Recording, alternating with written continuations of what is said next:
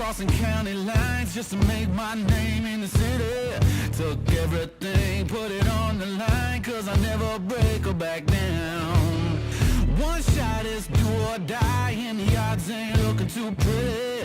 But I got the feeling it's my time. I know I'm taking it now.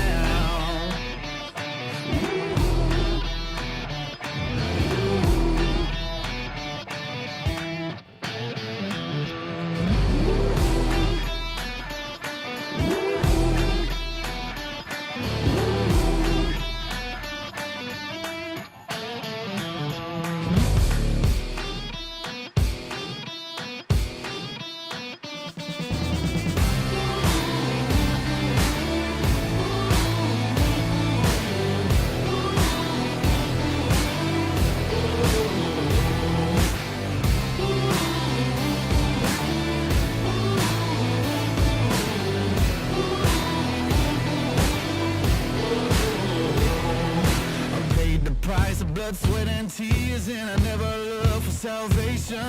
I worked for this for all these years, and I wouldn't break or back down. No.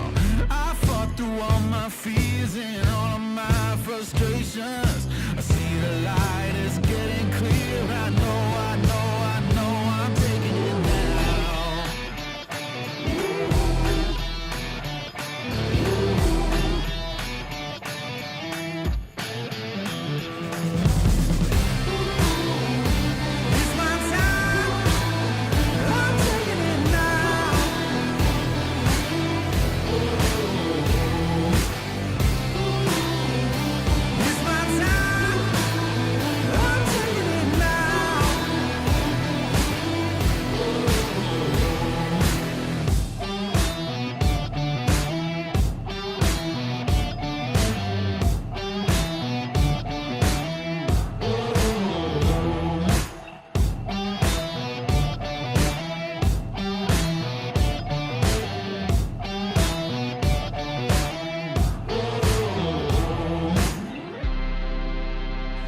It's my time, I'm taking it now. I'm taking it now. It's my time, I'm taking it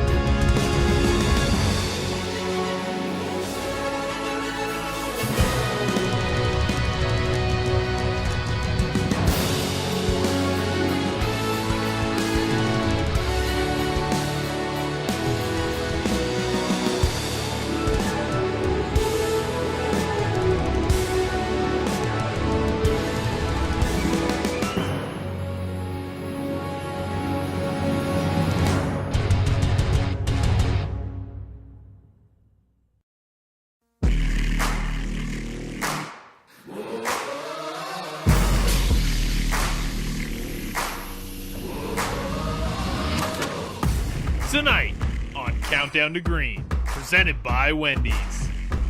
We recap everything from round 2 of the playoffs. We talk with the drivers over at Stewart-Haas Racing. And we take a look at how you're racing at home with the Logitech Show Us Your Rig segment. All that and more tonight on Countdown to Green. 'Cause we're invincible.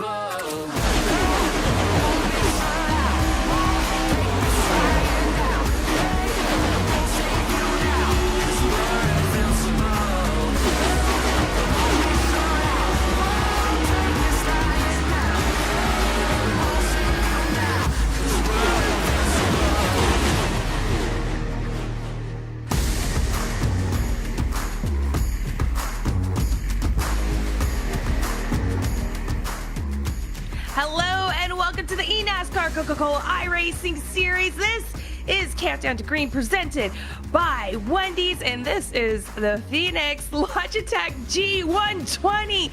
I'm your host, Camille Salazar-Hadaway. Joining me as always, we have Blake McCandless and Alan Kavan. How are you two doing? Oh, it's so good to be here. Look, tonight we set the field for the 4 drivers that will compete for $100,000 live right in front of us at the NASCAR Hall of Fame in Charlotte. Blake, not 1, but 2 spots get solidified tonight. So there's a lot on the line. Even if you don't win the race, plenty to race for tonight at Phoenix. There's a lot of opportunity tonight, Alan, but on the flip side of that, a lot of heartbreak. 8 drivers going for just 2 spots. It's going to be intense. We're going to see a lot of aggressive and desperate moves made, but at the end of it all, we'll know our 4 that will be battling for a championship live at the NASCAR Hall of Fame in 2 weeks. Yes, that's going to be exciting, but like you said, it's probably going to be heartbreaking for a few drivers out there. But before we get into what we can expect for tonight's race, let's take a look back at what happened at Dover. Lights are off on the pace car as it will dive to the safety of the pit lane. And for the 24th time, Nick Ottinger will lead the field to green as we say, let's go racing from Dover Motor Speedway. And already early on, the caution flag is out.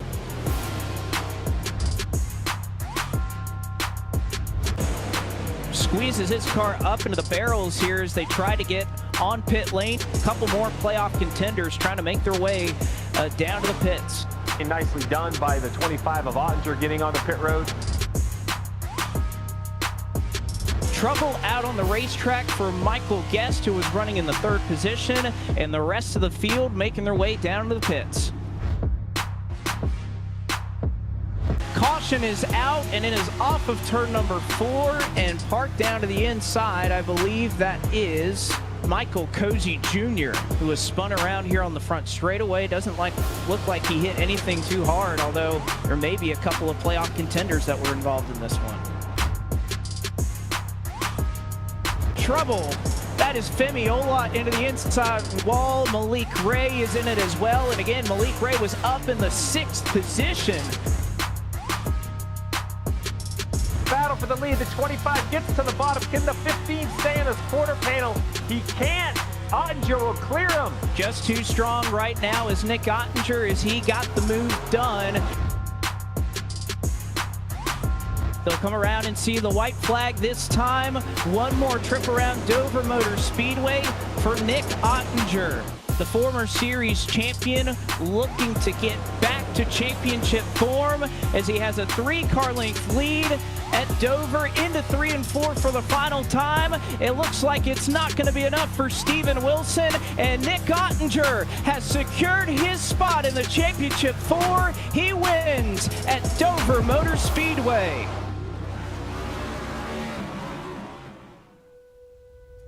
Nick Ottinger gets it done once again, and it has set us up here for our Championship 4 and a live look at our playoff standings. We were talking about it. Garrett Lowe, virtue of his win at Michigan, is in. Nick Ottinger is in.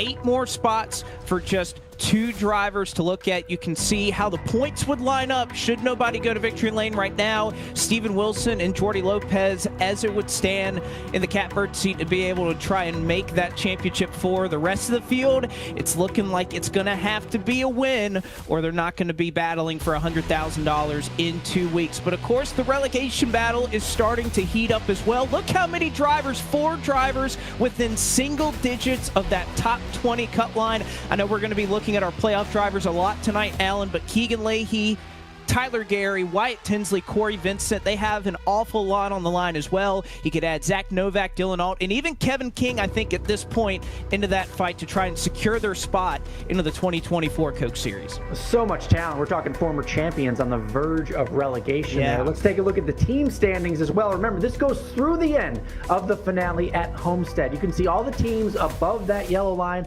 still mathematically in it to win the team championship, but the top 4 is what you want to look at. They are all still within 1 race. So much can change in just 1 race. We have 2 remaining. Those top 4, 1 race separates them from the top, and a team championship comes with a little money, of course, comes with the trophy, and comes with a lot of pride. So much to race for tonight as we race through Homestead. A lot of money, a lot of pride, and we've been talking about Nick Ottinger. So, Alan, you got a chance to catch up with William Byron, of course, Nick Ottinger's team, the owner behind the team. So let's take a look at what he had to say about the driver himself. Nick has always been really good at Dover, so I'm not really surprised how good he ran there, qualified on the pole, good strategy, won the race. I mean, that's, I think the next test will be the championship race and getting ready for that, and being able to put the best car together that he can.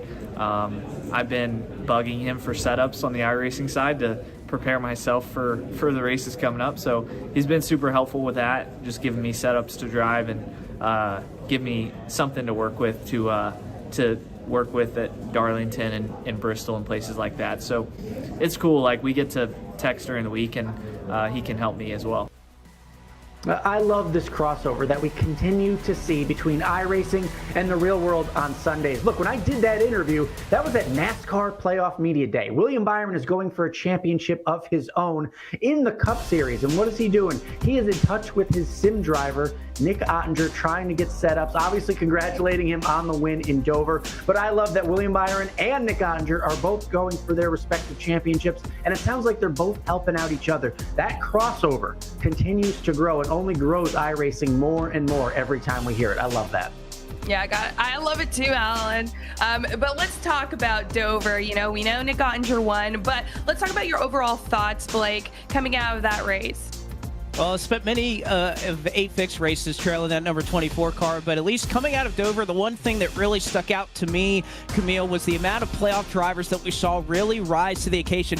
And it didn't really look like that was going to happen early on in the night. We saw a lot of drivers with that red number that you could see here on the blimp cam struggling a little bit and further back in the pack. But as we moved through this race, the playoff drivers rose to the occasion. We talk about the pressure, Alan. Can these drivers handle it when it's all on the line? I would say that yes, they can at Dover. The problem is there wasn't a lot of points to be made up after all that happened at Michigan, Alan. So that's probably the one thing going into tonight. It set up a lot of must-win scenarios for many of our drivers further down the grid. And when the points aren't there, you said it, it's all about the victory. And that's what I think about when I think of Dover. Winning changed the entire season for Nick Ottinger. That's the system, yes, of course. But Nick Ottinger, former champ, so good, but needed that victory to propel him at that shot to $100,000.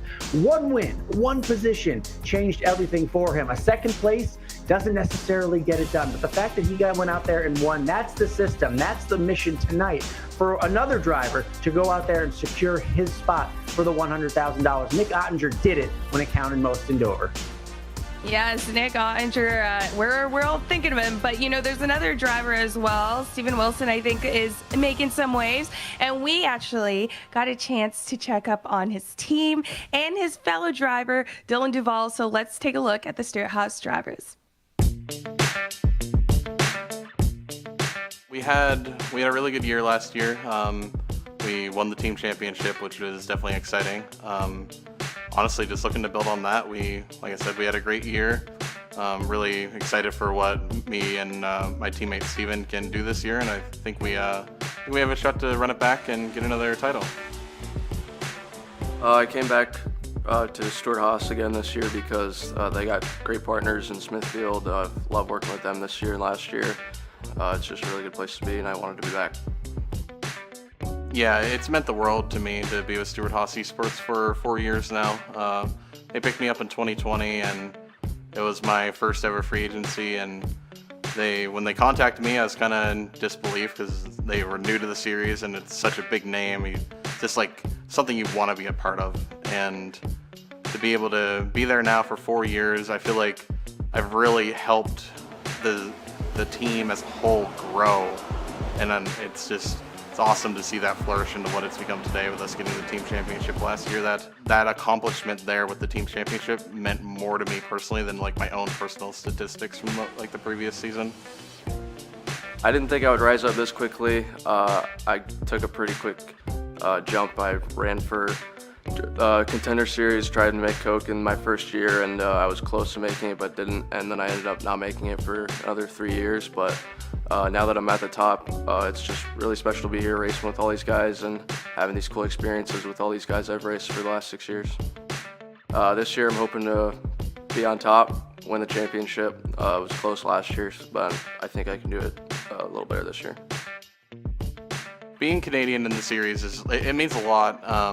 When I got that first win in 2016 at Indianapolis, just like the outreach I got from Canadians on the service, and it was just an awesome experience to see how much that meant for everyone to see like a Canadian win at this level. And Keegan, who is also from Halifax, he came in and kind of carried the banner for the last few years, which is awesome. It's kind of crazy like how big of a country Canada is, and then we have 2 of us from the same city in a relatively small city at that. So it's pretty awesome to see what we've been able to do and like how much it means to other Canadians to see. My most memorable moment in the series was definitely the trip to the Hall of Fame last year. It was just a really cool experience to be part of the first time it's happened, and it was just cool to meet everyone who's a part of the series and meeting a bunch of fans who came out, and it was really special. It means a lot to race with my family right there next to me. They're the biggest supporters that I have, and I love them all very much. So the fact that they pretty much all came down and made the trip to watch me race is pretty special, and hopefully we can do it again this year. Some of the lessons I learned last year is just you got to take what you can get. You just got to maximize your points even if you're not going to win a race, and don't slide through your pit stall in the championship race would be a key one. My biggest rival is an easy one, definitely be Garrett Maines. We had some on-track incidents this past season and in the past, and frankly, I just don't really get along with them and don't really care to. So, definitely Garrett Maines is an easy one for me.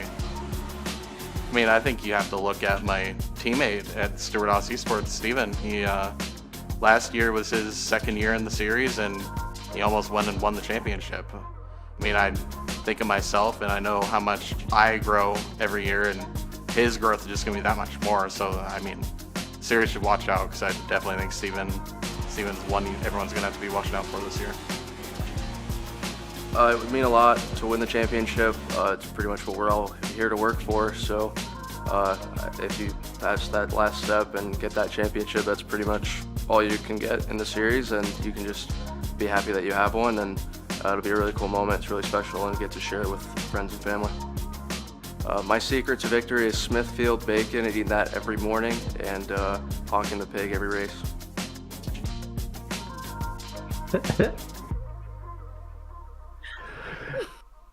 Great to see that he's fueling up for these races, and I can't really argue with it. It's gone pretty well for him. I know he's a big Taylor Swift fan that he listens to during the races as well. He even did that on stage last year, and if all things line up like they appear to be, he may be back on that stage in 2 weeks. Yeah, got to get it done. Such a strong team, though. Stuart Haas Racing on the esports side of it as well. They get a lot of attention and just a lot of effort behind their social game and everything. Just a great team altogether. I love to interact with all of them.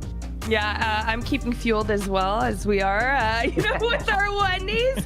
But yeah, I'm actually curious now. I feel like we should ask Steven Wilson if he actually went to see Taylor Swift at her concert. I'm curious. But you know what I like to see? I like to see all your rigs at home because it is time for the Logitech Show Us Your Rigs. This is, like I said, where we get to see your setups at home. Take us through the first one, Alan. Yeah, this is our boy Randy. He said he surprised his wife with her own sim rig for her birthday. The couple that sim races together always stays together. Look at nice purple bucket seat there, straightforward wheel, pedals, monitor. Also that cool guitar in the background, some vintage IMSA die casts on the wall. Great setup. Again, Randy doing that for his wife. What a guy, Randy. So sweet. All right, really like this. And we get a nice little cockpit shot as well of this rig, but open wheel set that you can see, 2 sets of button boxes, so you got everything you need right there. The light up ones on the right and another huge stack of button ups on the left. I mean, this is a really, really nice view, especially kind of open wheel. It fits really well together.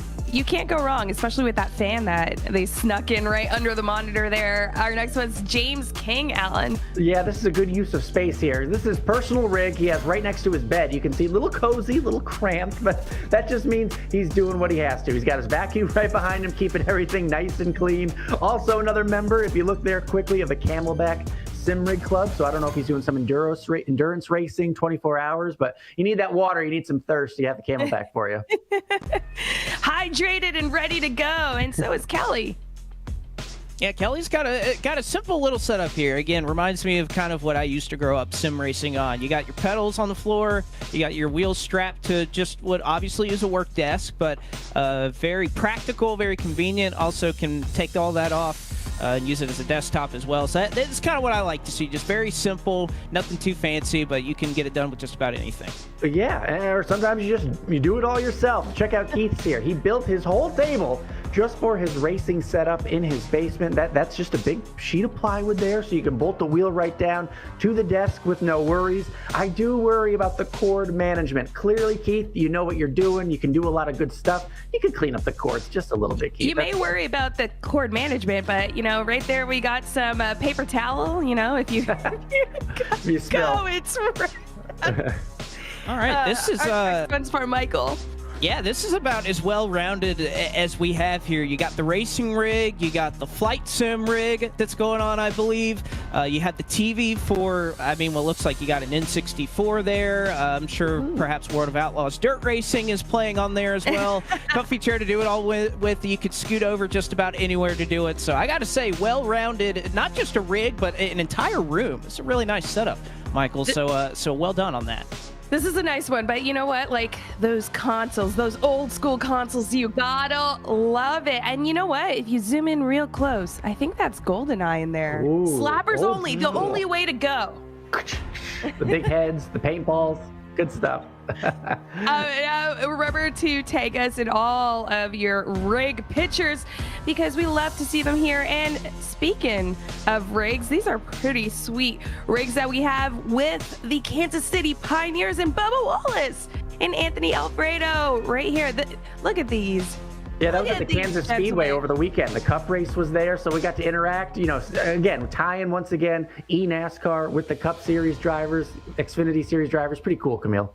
We love these real-world shenanigans coming right to us. And you know what? Why don't we just keep it going, Alan? Yeah, a bunch of our Coca-Cola Series drivers have been up to something cool. This was this summer. Michael Conti got a test session in a super modified at Oswego Speedway up in Western New York. This is one of the craziest tracks. Look at that wall. If you could see just the concrete wall down there that you could easily hit, wreck your car. Super modified is so unique to the racing culture up in the Northeast there. The walls there on the outside is this big foam. So yeah, not a lot of race cars out there, but for Michael Conti to get a real world test, he deserved one, going out on top of the Coca-Cola Series. Again, he's retiring this year. So cool opportunity for him. I hope he gets more. Certainly so, and it's not just Michael. We've had a lot of drivers who have had so much success in the real-world side of things, including Garrett Lowe, locked into our Championship 4. He won his first late-model race in a big car at Lonesome Pine Speedway over the weekend in Virginia. It has been an incredible couple of months, really, for Garrett Lowe on the eNASCAR Coca-Cola iRacing side of things, but you can see that battle for the win. He's that car down on the bottom in the 0-6 and was able to pull away from the rest of the field. You could see how much of a lead they had. Gets to climb out and win a late model race as well. So Garrett, the senior student at UNC Charlotte, mechanical engineering, doing some great things on the world side of things as well. Doing some great things, yeah. I feel like at first glance, you may just thought that was a 2-driver race. I know. You did good. You did good, Garrett. Let's talk about tonight's race, though, because there is a lot, with the points coming in for these drivers. A lot is on the line, a lot of tension. And you know what? We got to download some of the trends going into Phoenix. So let's talk about it, Alan. Yeah, if you believe in numbers, you got to look at the trends, especially at Phoenix, where we're going tonight. This is the 10th race at the track in the Coke Series.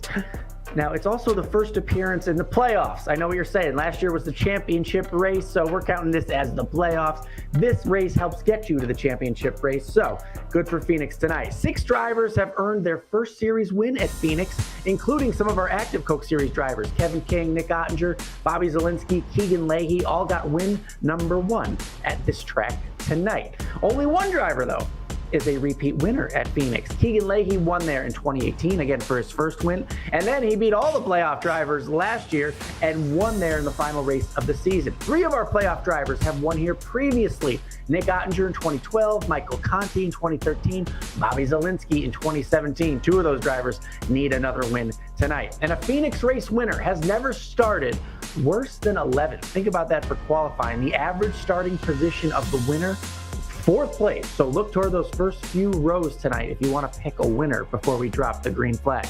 And a driver has never won Phoenix Raceway the same year they won the Coke Series Championship. Now, Blake, I know you're a competitor. You hear a stat like that. Do you want to win Phoenix tonight? Does that mean you're not going to win the championship? Do you believe in this numerology stuff? Yes, I want to win tonight. I don't care what the history is. Get me a win tonight. Doesn't mean anything when you get to Homestead. So, yes, especially Conti, Zielinski, a couple of those drivers, they need a win or they're not making it. So, of course, I'm a driver. I want to win. I tend to agree with you. Give me all the trophies, Camille. Yeah. Breaking all of the trends for any win. Yeah, I love it. I love it. Let's talk about the track itself. Let's go through the track analysis, Blake. This is a racetrack I know very well, climbing up through the Road to Pro ladder, but we have settled here at Phoenix Raceway. It was the site of our championship race last year and is going to put on one incredible show tonight. Of course, getting off of turn 4 to the start-finish line, you're going to see these restarts down in the dogleg. That's where things are going to get hectic and wild, and how wide this racetrack is going to widen out in turns 1 and 2 for these drivers to try and make moves on the 10 to 11 degrees of banking, over and down to 3 and 4. More straightforward at that end of the racetrack. And of course, last year's winner, Keegan Leahy, looking to try and stay above that relegation line, but also he wasn't a championship competitor when Casey Kerwin went on to win his championship last season. All right. Well, we're talking about, it's coming down. This is the last race before the playoffs. Oh. And, between us 3, before the championship, sorry, but for us 3, I feel like the competition has been intense between us 3 because we like to, talk about our picks. It's Close. just unfortunate that this season someone's been kind of taken home. Yeah, 379 points, that must be a record. I don't know what has gone so well for me this year, but I like it. Hey, I ended next year, guys. I ended last year at 429. So I'm just saying, you may not. I think I set a record. So just saying. Well, let's talk about our picks for tonight's race, Blake.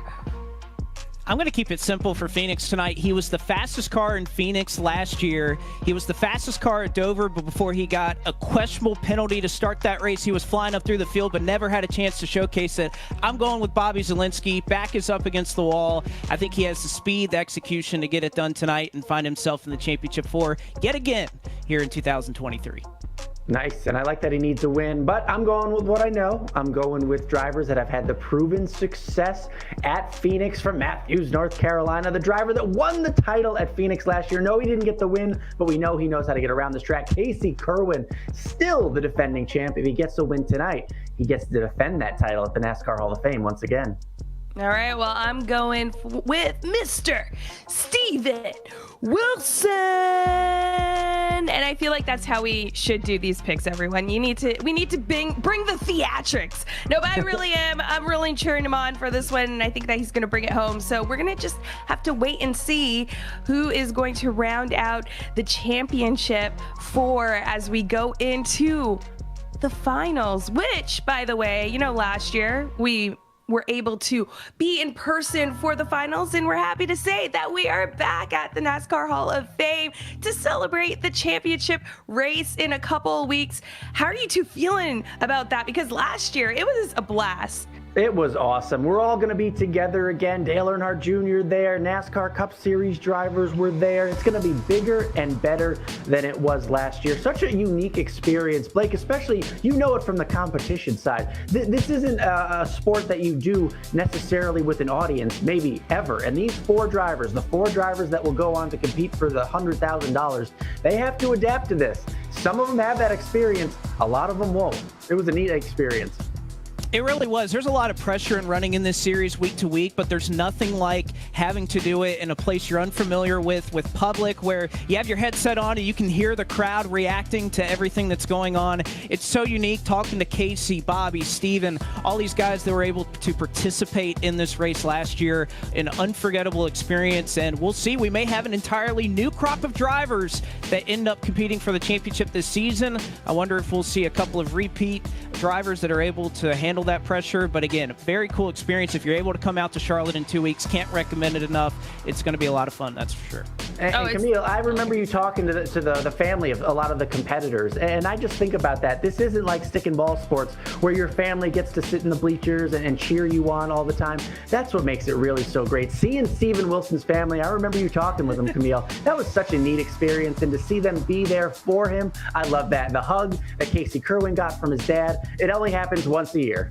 Yeah, it is really nice to see the family's reaction, the community coming together, seeing the whole crew that helps put these shows together week after week, and then coming to the live show, and then even seeing you, Alan, and Blake in your elements, Evan, and, everyone that just comes together. It's that just trophy really nice. is huge, too. That trophy is look at that thing. It's a huge trophy.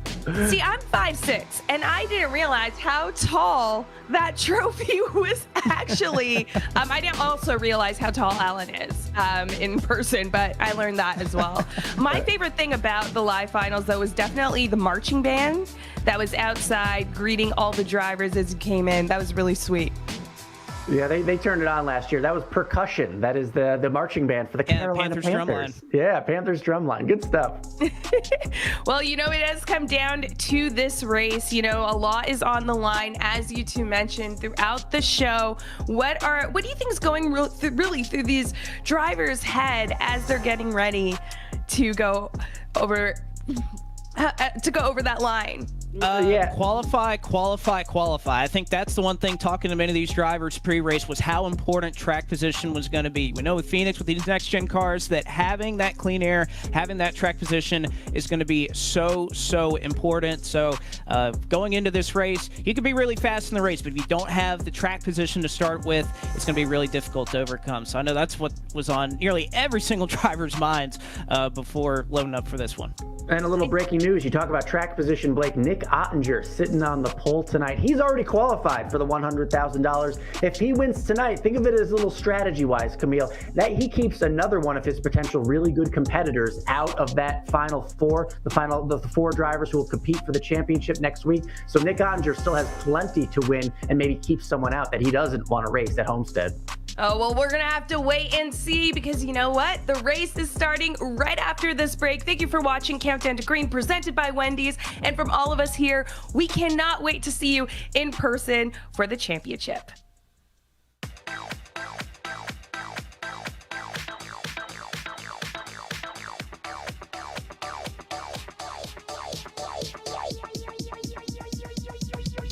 I need to try it first.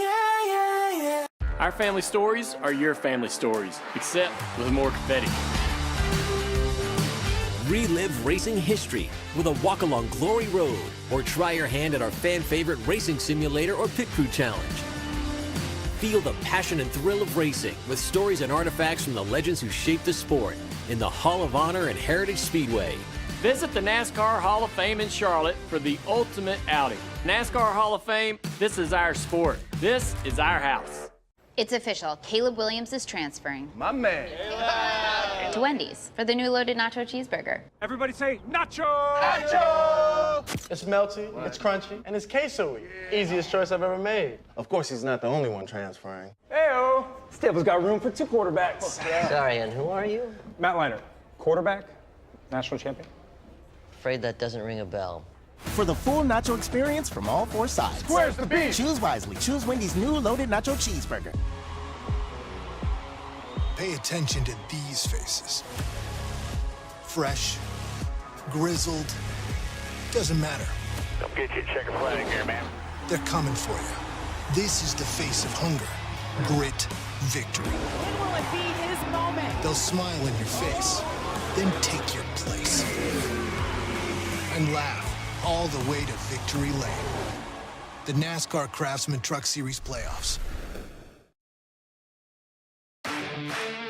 This is our series, where the stakes are always higher, where virtual meets reality. This is the eNASCAR Coca-Cola iRacing Series. Yeah, look at my shine with it go. This is my time with it though. This is my time to be way up the top. Me and my guys gon' pay out the block. I don't look like Paul. Time's right, and I know the city's walking in a limelight. Promise you won't wanna watch like a sci-fi. My guys are high risers, high tide. My crown if you come to my side. I pledge allegiance for lifetime. My squad connected like Wi-Fi. We grind and you see the highlights. This my life. It ain't a game now. Me and you, we ain't the same now. Lions coming out to play now. Opposition out the way now. Out of the way. You wasn't invited. Say you wanna play. I dare you to try it.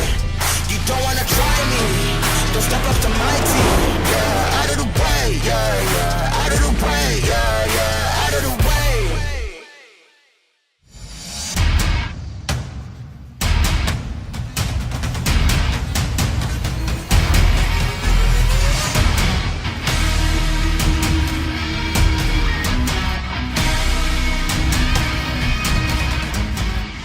The road to $300,000 is down to its penultimate round. We're tonight from iRacing's virtual Phoenix Raceway. We say good evening, sim racing fans, and welcome back to the 2023 eNASCAR Coca-Cola iRacing Series playoffs. This is the Logitech G120.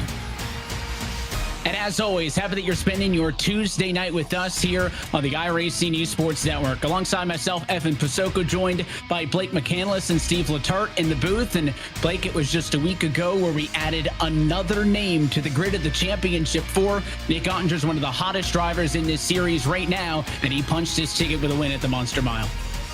He was able to do that, and again, the task becomes for the rest of these drivers. Again, we're going to drop 6. We're going to take 2.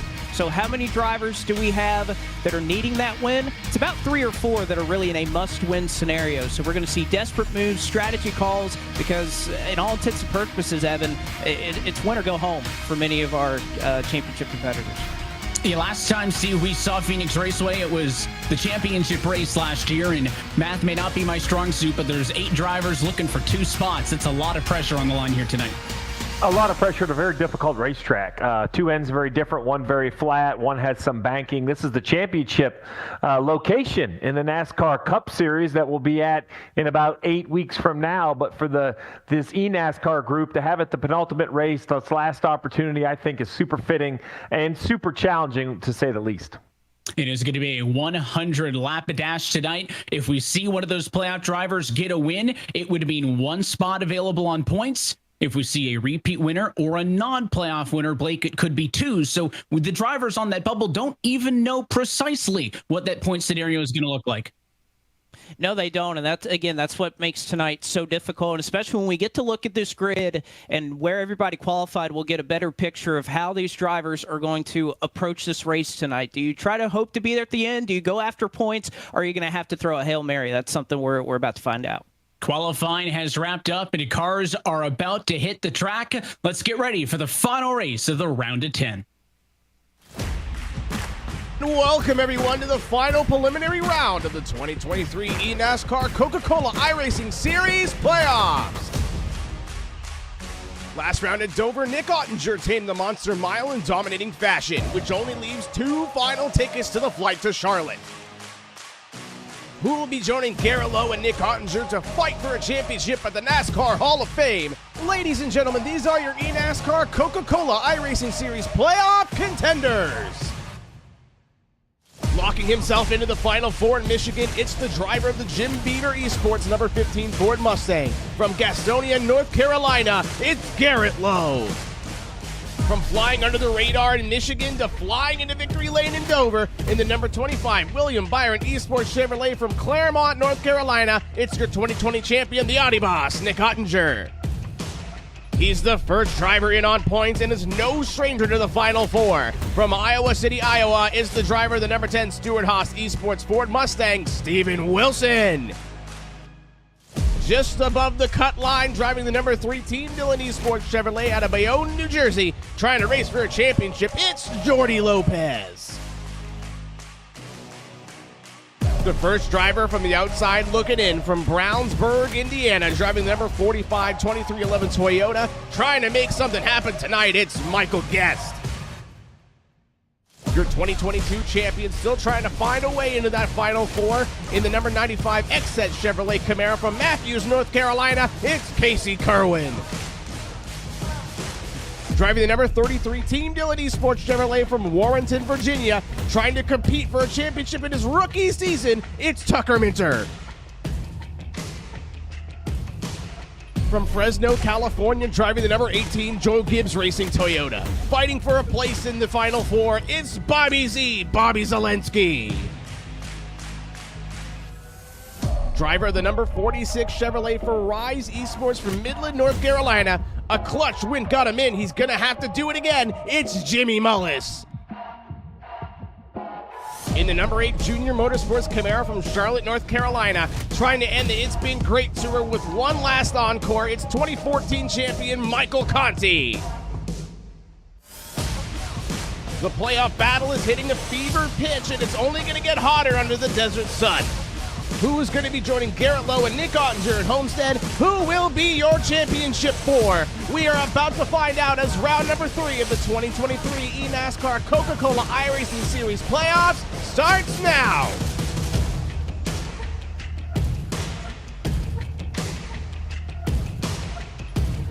With a trip to the NASCAR Hall of Fame on the line, we go trackside and take a look at your Coca-Cola starting grid. And for the 5th time in the last 8 races, Nick Ottinger is on pole. His William Byron Esports Chevrolet going to start alongside the RFK Racing 17 of Caden Honeycutt in second. Back on row number 2, Michael Cozy Jr. for Front Row Motorsports, going to be alongside the Team Dillon Esports 33 of Tucker Minter. Row number 3 tonight to the inside in P5, the Williams Esports 51 of Donovan Strauss and the Joe Gibbs Racing 18 of Bobby Zelensky, looking to make it to yet another championship 4. On row 4, Vicente Salas, the Williams Esports 55 and the FGR Excel 14 of Joey Brown. Look to play spoiler tonight. So does Parker White. He's on the inside of row 5 in his Tony Kadani Esports 11. And Steven Wilson, a lot to gain tonight. He's on the outside of the top 10 in his Stewart-Haas 10 car. Certainly the case for Steven Wilson back in 11th. It's going to be his teammate in Dylan Duval, who we caught up with earlier for Stewart-Haas Esports, and Keegan Leahy trying to retain his spot. He won at this racetrack a year ago. Starting 13th tonight, the Pittsburgh Knights, it'll be Corey Vincent with Timmy Holmes for RFK Racing lining up in the 14th position. 15th on back will go to Femi Olot for the Charlotte Phoenix, along with his teammate in Graham Bolin, who starts the outside of row 8. Back in row 9, you'll see this driver who won a championship here a year ago for XZ and Casey Kerwin. Michael Conti also in a must-win situation tonight for Junior Motorsports. He'll go for 18th. And rolling off 19th tonight will be his teammate in Kevin King, along with Steve's driver and Brandon McKissick, who rounds out your top 20. Halfway home, let's look at the number 21 spot to the inside of row 11. The Rise Esports fueled by Sudoku 46 of Jimmy Mullis, and the second of the Team Dillon cars. That's the 33 of Jordy Lopez driving tonight for Austin Dillon's team. Row number 12 will go to the inside, the number 20 machine of Wyatt Tinsley for the Kansas City Pioneers, and Alan DeBose in the 34 again for Front Row Motorsports.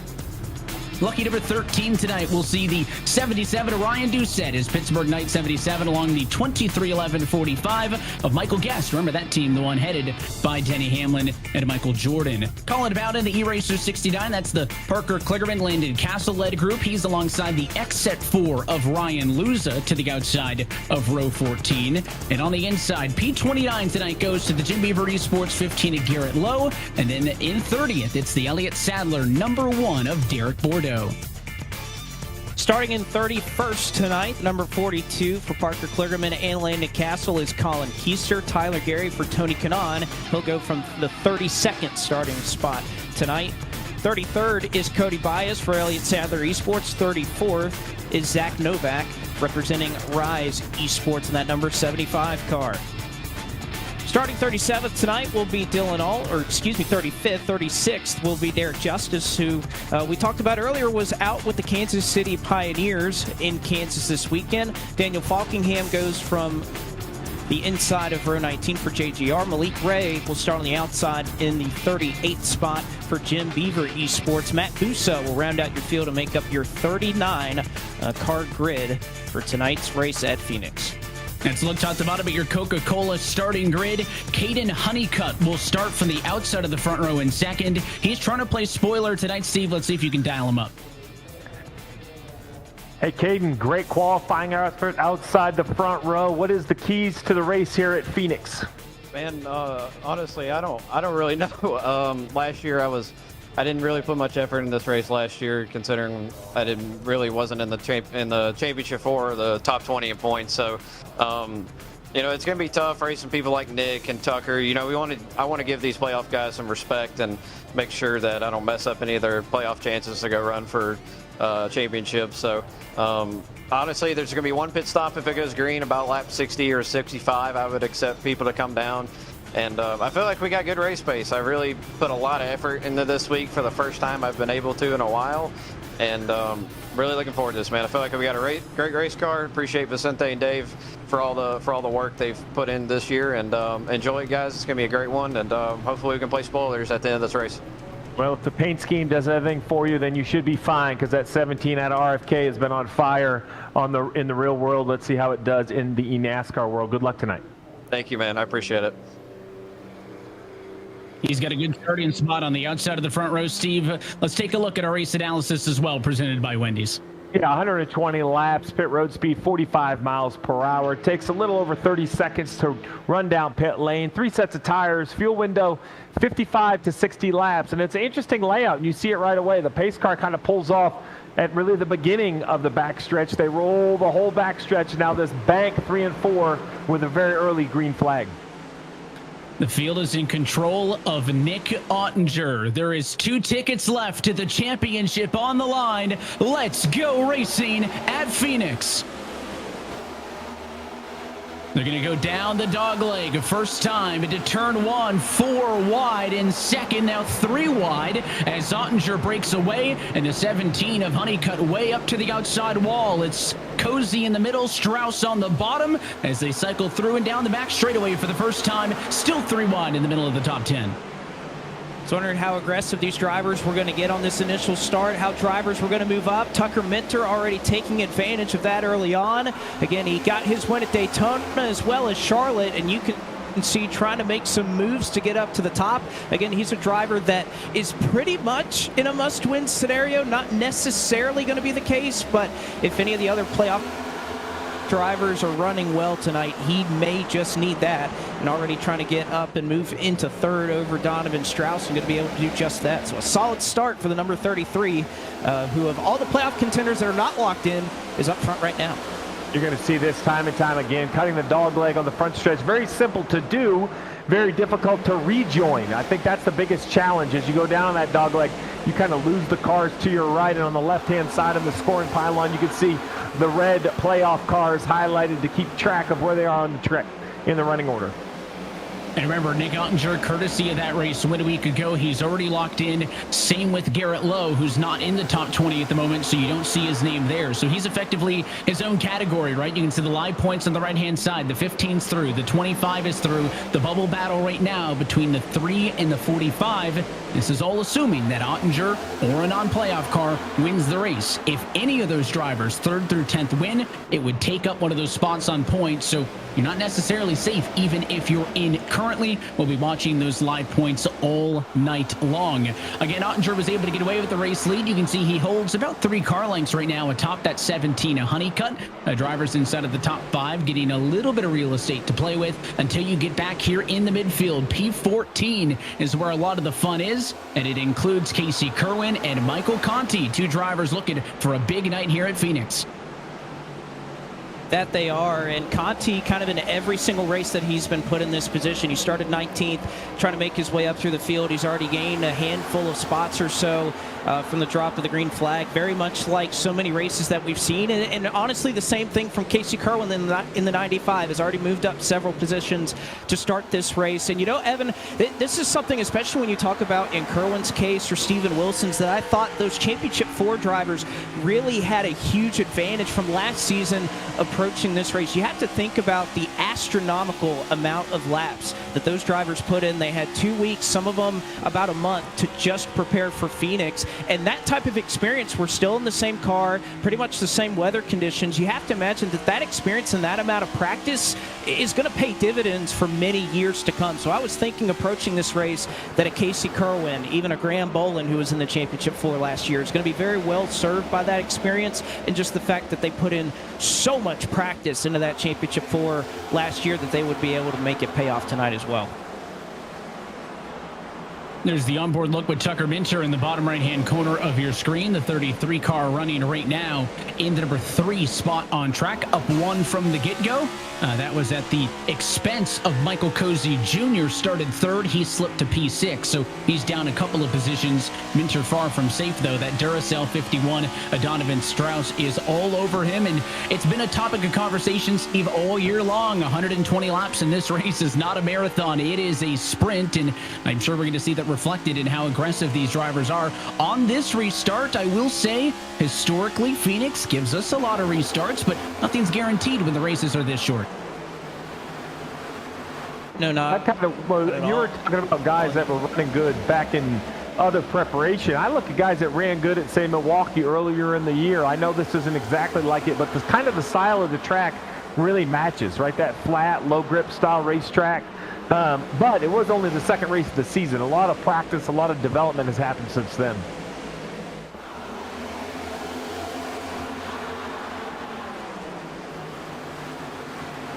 See, for the most part, everybody's got a decent amount of space. Intervals left-hand side of your screen, and as Steve mentioned, those playoff drivers highlighted in red. You can also see them on track with those red windshield banners and spoilers as well. And there is the first caution flag of the night at lap number 11. We are going to slow things down, and Tyler Gary is slow. I believe that is coming off of turn number 4. He was running in 31st position, and he is the only car I see turned around. So some sort of an issue for the Micro Center Toyota brings us under a quick early yellow just after we touched on that possibility.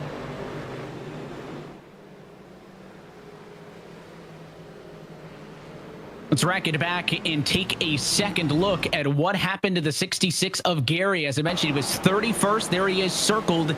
This is headed down the back straightaway and headed off to turns 3 and 4. He's on the inside of the 1 car. That's Derek Bordeaux up top, and they touch, and then he just really couldn't get off each other, and then he gets finished there, but the 54 car gets into the back of him. That was Daniel Falkenham, and It is a bit of a lazy spin for Tyler Gary down low, kept it out of the fence. Here's the perspective from Falkingham behind.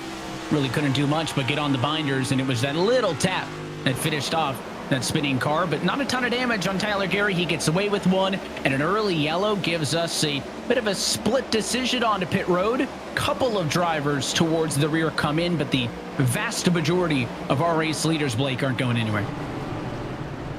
No, they're not. And I doubt you'd want to give up track position to get fresh tires. Again, limited sets on pit road. We're only 12, 13 laps into this race.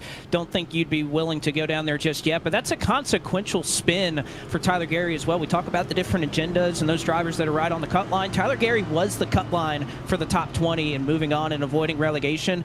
So that's going to be a costly spin and likely put him in a situation where he's going to have to make some more up between both this race and Homestead to try and keep that top 20 spot.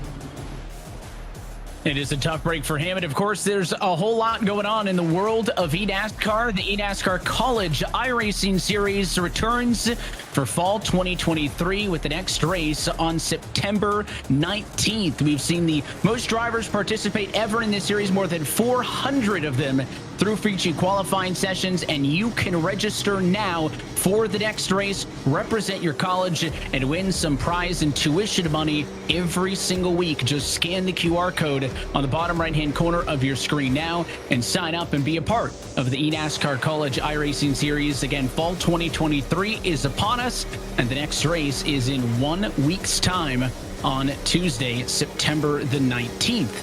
Many drivers, even at this level, Blake, and through the top levels of road to pro and that ladder, we've seen competing over there in college.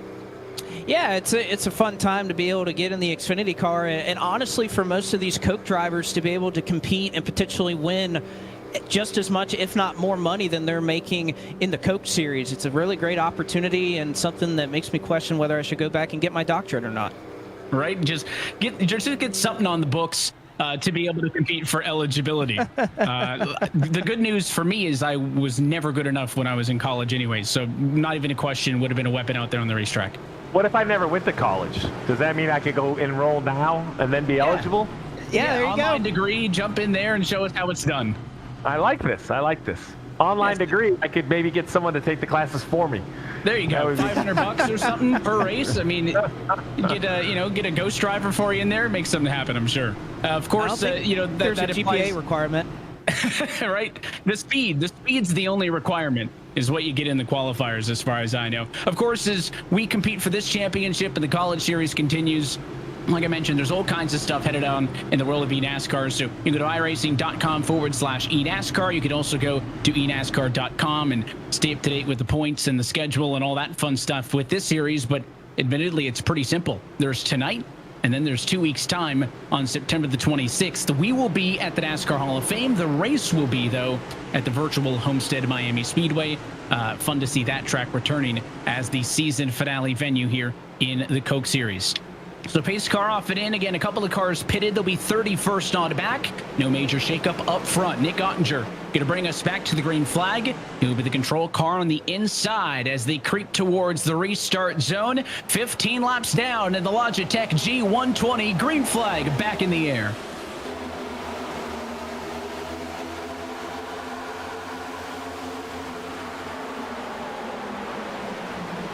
Good jump for the 25. He'll be clear of the battle for second behind him. Minter on the inside. Honeycutt up top. They're 2x2 throughout as they come off 2. And no shocker that this is a racetrack that Caden Honeycutt is going to do really well at. I was actually talking to Vicente Salas, who is kind of his technical teammate when we were flying back from Kansas early on Monday morning. They talked about the amount of work, how confident they felt coming into this race. I think a couple late model stock drivers, Caden Honeycutt, Vicente Salas competed at the playoffs at Harry Motor Speedway for their track championship, is going to be a part of it. And you can see now the 33 a bit clear for that second spot. He wants to bring the challenge to the race leader. And Minter going to look to the inside through the dogleg and trying to challenge for the lead. Couldn't do it, though. Nick Ottinger seals it off for now. And I think logic still applies, Steve, even though we flip this racetrack around with that dog leg. You talk about you can go down to the inside, but it makes the next corner tricky. Everybody kind of wants to throw it in there to get positioning and maybe then figure out the corner later. Yeah, that is absolutely the key. So we're going to see right here, off turn 4, start finish line. All the field's going to turn left and straighten up the dog leg. But you have to be a little aggressive because you still need to get back out to the wall and have that nice wide arc into turn 1. One thing here is everybody runs kind of above the yellow line. We have seen in the past races at Phoenix where they kind of run down on the flat. Right here, though, everybody kind of sticking to the groove. And side by side throughout the field, including right there at the bottom of the screen for the race lead. Maybe a bit of a touch that time as they came off at turn 4. Still Ottinger at the stripe, but Tucker Minter looking to lead his first lap of the race. He'll push way up and squeeze that 25 car through the center of 1 and 2, and they're going to be just about dead even. Drag racing down the back straightaway. Strauss watches on from 3rd. If they continue to fight with each other, maybe the 51 car an opportunity to try to close in and join this battle. And at the stripe there, I think Ottinger again barely still side by side for the lead. Here's the perspective from Strauss in 3rd. Oh, this is exactly what makes the racing so good here at Phoenix, that the top lane has an option. At most short tracks, once you get a guy underneath you, they kind of dominate the corner, dominate the exit. But you just see right here, really nice work by Ottinger, kind of running that top, giving space, but he's forcing Minter to have that low, shallow exit. And that, Evan, makes it so difficult to get the power down. And in turn, that 33 tries to push the 25 up to allow him to get as high as he can through the corner to try to make as normal of a turn as he can. Both drivers trying to fight for the same amount of real estate. Ottinger clears for the lead. Caution flag flies behind your leaders. There is some smoke down the back straightaway. Colin Bowden, one of the slow cars. Maybe Jimmy involved as well. And that happened midfield again. Last incident happened in about the fight for 31st. This one, I think the high 20s is where the contact comes from. And we fall under our second yellow flag of the night, just past the 20 lap mark in this 120 lap contest. Of course, Mullis, if the 46 got a piece of this one, that's going to be a big story. One of the playoff drivers who came into tonight's race needing a lot. 9th of the 10 cars in the standings and already not having a great night, but a lot of cars to pit road, including the race leaders. So will they make their first trip down pit road tonight? Blake, let's rewind it, take a second look at what happened, and keep in context that 46 car as well as we look at the playoff competitors.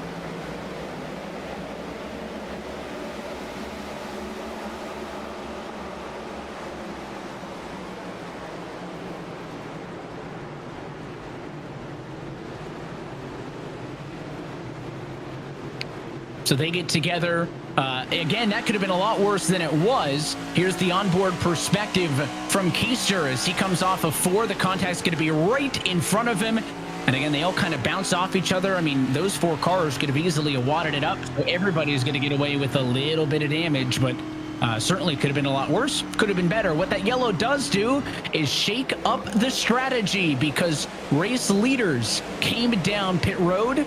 The 25 that Ottinger came in as the lead car. He took 4 tires. That's only going to be good enough for 12th position. Several cars did not pit.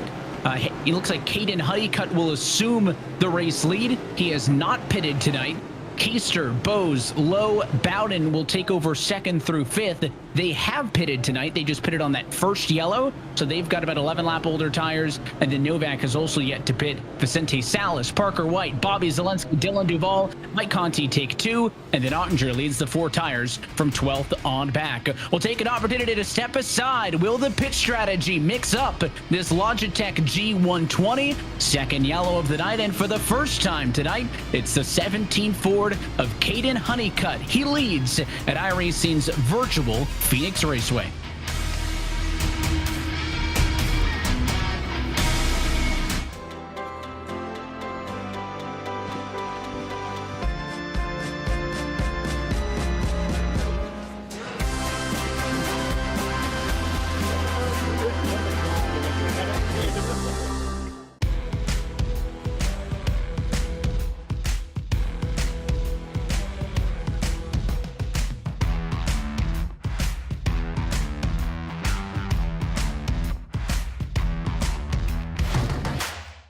It's official. Caleb Williams is transferring My man. to Wendy's for the new loaded nacho cheeseburger. Everybody say nacho! Nacho! It's melty, it's crunchy, and it's queso-y. Easiest choice I've ever made. Of course, he's not the only one transferring. Heyo! Staples got room for 2 quarterbacks. Sorry, and who are you? Matt Leinart, quarterback, national champion. Afraid that doesn't ring a bell. For the full nacho experience from all 4 sides. Square's the beef. Choose wisely. Choose Wendy's new loaded nacho cheeseburger. In the NASCAR Xfinity Series playoffs, names are made here, and here, and definitely here. But with the championship on the line, your name can only take you so far. A will to win, a hunger for speed, and a whole lot of attitude. That's how to see your name in bright lights. The NASCAR Xfinity Series playoffs.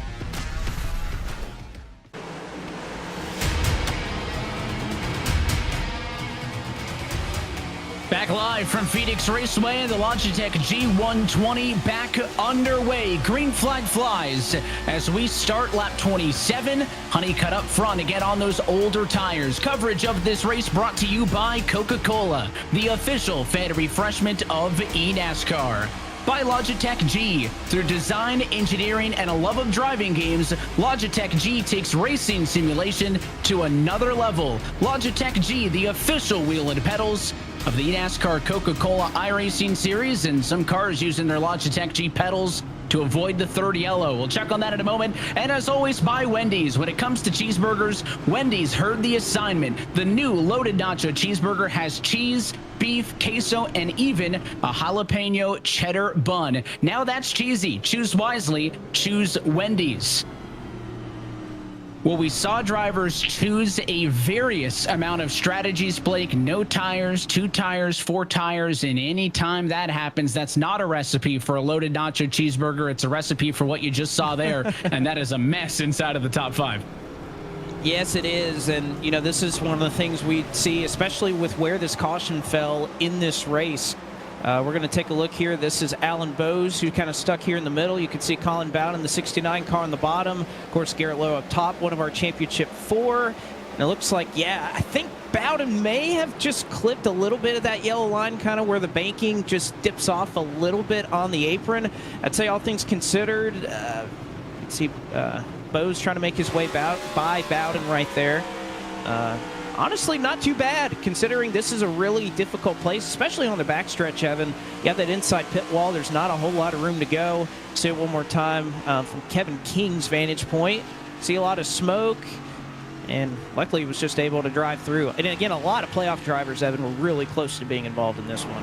Yeah, we talked about Jimmy Mullis being involved in a previous incident. He's the lowest earning playoff cars. Just look at all those cars with those red roof numbers. That's kind of the easiest thing to identify from this high angle. The 18, the 33, the 25, the 3, the 46. Conti gets a little bit of it, but right there, 4 of them are bouncing into each other, and they're able to drive away. Again, it could have been so much worse. Instead, 9 of your 10 playoff cars run inside of the top 16. It is a good night, seemingly, for most of the playoff cars. Again, that one outlier, the aforementioned Jimmy Mullis, who is down in position number 29. Lights back out on top of the pace car again, Steve. There's a lot of strategies to try to keep up with, right? There's the likes of Honeycutt, who hasn't pitted at all. You got Keister, Garrett Lowe, who pitted on the first yellow, not the second. That's how they got their track position. Then you get guys on 2, you get guys on 4. If there's 1 or 2 strategies, sign me up. I can keep track of it, but I'll yield to you on trying to make a mess of all that. Well, I think the key right now is these cautions are helping Honeycutt. Honeycutt's decision to stay out really has committed him. Hey, we'd love to see this thing kind of leapfrog its way to lap 60. Maybe that might be his only pit stop if this gets to be green towards the end of the race. And right now, that's the key, right? When strategies diverge like this, it really comes down to when the yellows are or how the cautions turn out. I'm shocked more playoff cars weren't heavily involved in that accident near the front. Most of the playoff cars went with the 2 or 4 tire stop most recently. So they're all on the same strategy. Green flag back in the air, though. It's a great jump for Honeycutt. He's got 2.5 car lengths as they dive down to the dog leg. And the 15 to Garrett Lowe, quick move. He slides into P2. It's the highest we've seen the Big Green Egg Ford so far tonight. And he's got about 12 lap better tires than Honeycutt, so he'll be looking to pressure for the race lead. Don't look now, but Bobby Zielinski kind of hanging around right now in that 4th position. Michael Conti as well was talking with Conti pre-race and said, I think you two, in all intents and purposes, may be the fastest cars here. And he said, you know what, I expect the same. Conti able to go by for 3rd, so he tries to make a move by. So yes, look at this 8 in this 18 car. We remember how strong Bobby Zielinski was here at Phoenix last year. It was really a pit stop that pretty much dashed his championship hopes. And he, I mean, Evan, we were talking to him on the stage that night after Casey Kerwin won that championship. You could see the dejection, but the determination, I think, and has a lot of confidence coming into tonight with the amount of speed he had here last year that he can go up and contend for this win. That's why I picked him. Well, it's just going to be a matter of time, right? Bobby continues to make the championship 4. It was because of his road course prowess, right? That's where he kind of made his name. But now even at the ovals, he seems to be very good. As we see another car turned around, the 38, and maybe that was the 45 involved. It was? It was Guess who came shooting across the track, and look, the 46 there as well, and the 10 of Steven Wilson. So relegation comes back for these playoff drivers. They all got lucky and avoided one, and maybe time and luck caught up with them, because it is a trio of playoff cars affected by this caution flag. Michael Guess, Steven Wilson, and Jimmy Mullis all involved as we go to yet another yellow, and that was a big mess. Headed down the back straightaway. We'll wind it back and take a second look, and I think it's going to be a 3 wide gone wrong. You see the 45 at Guest up on the outside, Cozy's in the middle, and then Femiola on the bottom of the racetrack.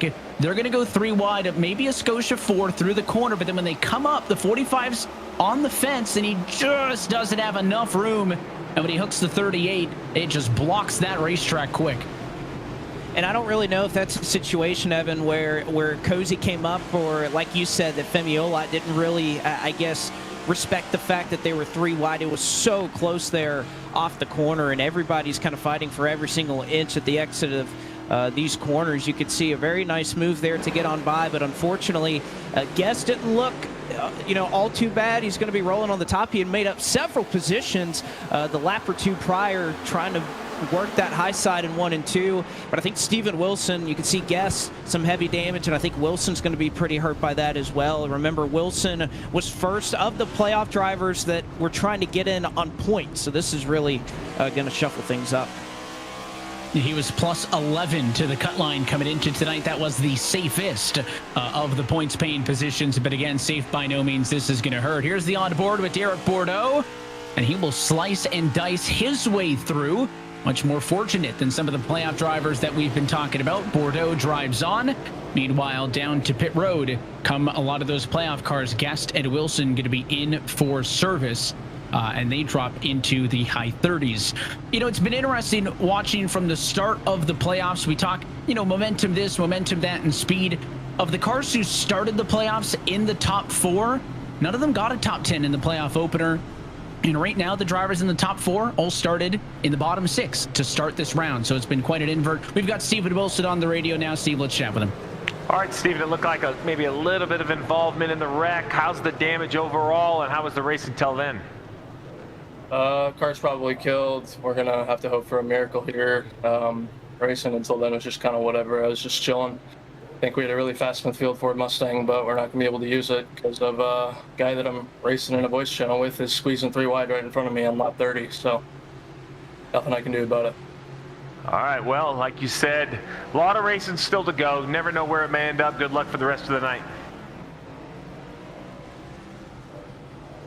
Well, you can tell Steven not in a position that he wants to be in. Obviously, again, I preface safest spot at plus 11, but safe by no means. And I'm sure if we took a look at the live standings, 35th is not going to be cutting it for that Smithfield Ford, so he's going to need something else. The good news is, long way to go still. We're just shy of 1/3 distance. There's your live points, and Steven Wilson, again, probably going to be below that cut line as he runs now at the very back of the field. We'll be checking in with that over the course of the night. Lights out on top of the pace car. It's still going to be Honeycutt and Conti on the front row. 3 different strategies, in fact, represented by the cars in the top 3. Honeycutt hasn't pitted at all. He's P1. Conti pitted 13 laps ago. He's 2nd. Keister kind of in the middle there. He's got 24 lap old tires. He will start from 3rd, and it doesn't get much more clear from that point on. So again, all kinds of mixed strategies. Honeycutt, though, trying to hold off the field on older tires than anybody else on the racetrack. Only he and Zach Novak, who scored right now in P7, have yet to come down pit road tonight. Green flag in the air. It's a great jump for Keister, though, behind Honeycutt, and Conti drops from P2 to 3 real fast.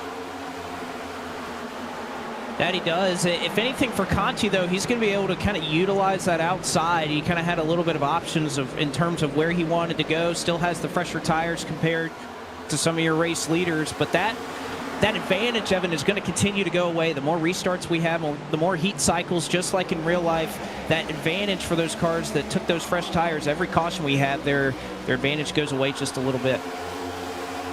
Stevie, talk about Bobby Zelensky and the steps he's made, the perennial top 4 competitor he is year after year. He has entered the picture and looking to gain some more. He'll clear the 11 to white on the inside. Now he'll go side by side with Conti in a battle for 3rd and 4th. Well, at the top of the show, we talked about what are the agendas for the playoff drivers. You said at least 1 could get on points, if not 2, if we don't see a new winner. Well, now, with other playoff drivers having damage, we just talked to Wilson. You know, does that change what Conti and Zelensky do? As we see right here, very focused, very dialed in. You hope that the team is helping them with this math, letting them know what the agenda could or might be as the race progresses. And there's that great look at both of those competitors. We talked so much about how different these are. You see it in Logitech Tweet Your Rigs during Countdown to Green. You see it during the race. Zelensky with that Formula-style open wheel, and then, of course, Mike Conti, the stock car-style wheel on the bottom. Different monitors, different wheels, different pedals. All those little things that these drivers can do to personalize their setups to their comfort to try to make themselves as comfortable and fast as possible. Honeycutt still leading up front, but Mike Conti, after having a bad restart, is knocking on the door again. He's on the outside of Keister. He'll just edge him out for P2 at the stripe that time. The 8's better than all these cars, but so is Zelensky. So it's kind of the battle to be the first one to crack through, but 17 right now, holding strong, running defensively as the race leader. And there's nowhere for Conti to go right now because Keister's plugging up the bottom. Well, and Honeycutt mentioned pre-race when he started on the outside, is he going to give way to these championship competitors? Says he doesn't want to get in the midst of that battle. That's easy to say pre-race. It's a lot different when you're fighting up front, and that clean air is so important. But look at this battle between Conti and Zelensky. Battle of fresh tires, and I think both these drivers know that whoever gets out front, gets out first, gets a huge advantage with that clean air. So there's going to be a big joust here to see who can be the first one if they are to pass Honeycutt with the fresh tires, but they're going to have to put a pause on that. As you can see, Matt Busa spun out at the tail end of the field. I believe 1 or 2 others were caught up in this one as well. Caution is out, and we'll have another decision here to see who is going to be able to make it on tires. I believe that was Joey Brown, whose car looks relatively destroyed. And honestly, with the way that car is crab walking, Evan, I'd say it's probably the same for Busa. I knew somebody else had to be involved because we saw Busa up against the wall and then somebody else's hood was tumbling down the racing surface. Here's the decision, though, wow, and it is a late dive to the outside for Caden Honeycutt, and Kevin Harvick fans look away. The orange box, not how we determined pit road entry or exit here on the surface, because he went right over it, dove out at the last minute. Couldn't really tell you if he made the decision or if he made the decision based on Conti diving out behind him, but he opted to not come down pit road. And in fact, most of the race leaders decided to also stay out there. A couple of takers down towards the rear. Playoff drivers Wilson and Guest in again. Again, they're working on some ongoing repairs, but they were thinking about it at least up front. Now, Evan, to clear up the rule that everybody doesn't have in the real world, you can hit the orange box and not pit. You just can't hit the orange box and pit. So all those Kevin Harvick fans that said he had no options, not quite the case. Not quite the case. But I like this call by Honeycutt. I mean, it could completely backfire if this runs long enough. He's going to have to pit under green. But the issue is, obviously, the old tires are kind of holding its position. He really needs to get within whatever window he thinks he can stretch to the end of the race and try to do this on one stop. Let's take a look at exactly what happens here. Oh, and that's the 55. Just a slight touch, Blake, but the way that Salas got into Joey Brown, the 14, when he lost it, it snapped up the hill. There was nowhere for the 97 to go. And again, Brown got the worst of it because that car's obliterated. At least the other car was able to drive away. Yeah, I think Salas just got in a little bit too deep. And again, very easy to just make the slight contact. But you can see how finicky these cars are, especially that part of the corner where they're getting back in the throttle, how difficult it can be. Said it once, I'll say it again. Register now for the fall semester of the eNASCAR College iRacing Series. The next race is in 1 week's time. On September 19th, we've seen more than 400 competitors compete in the College Series.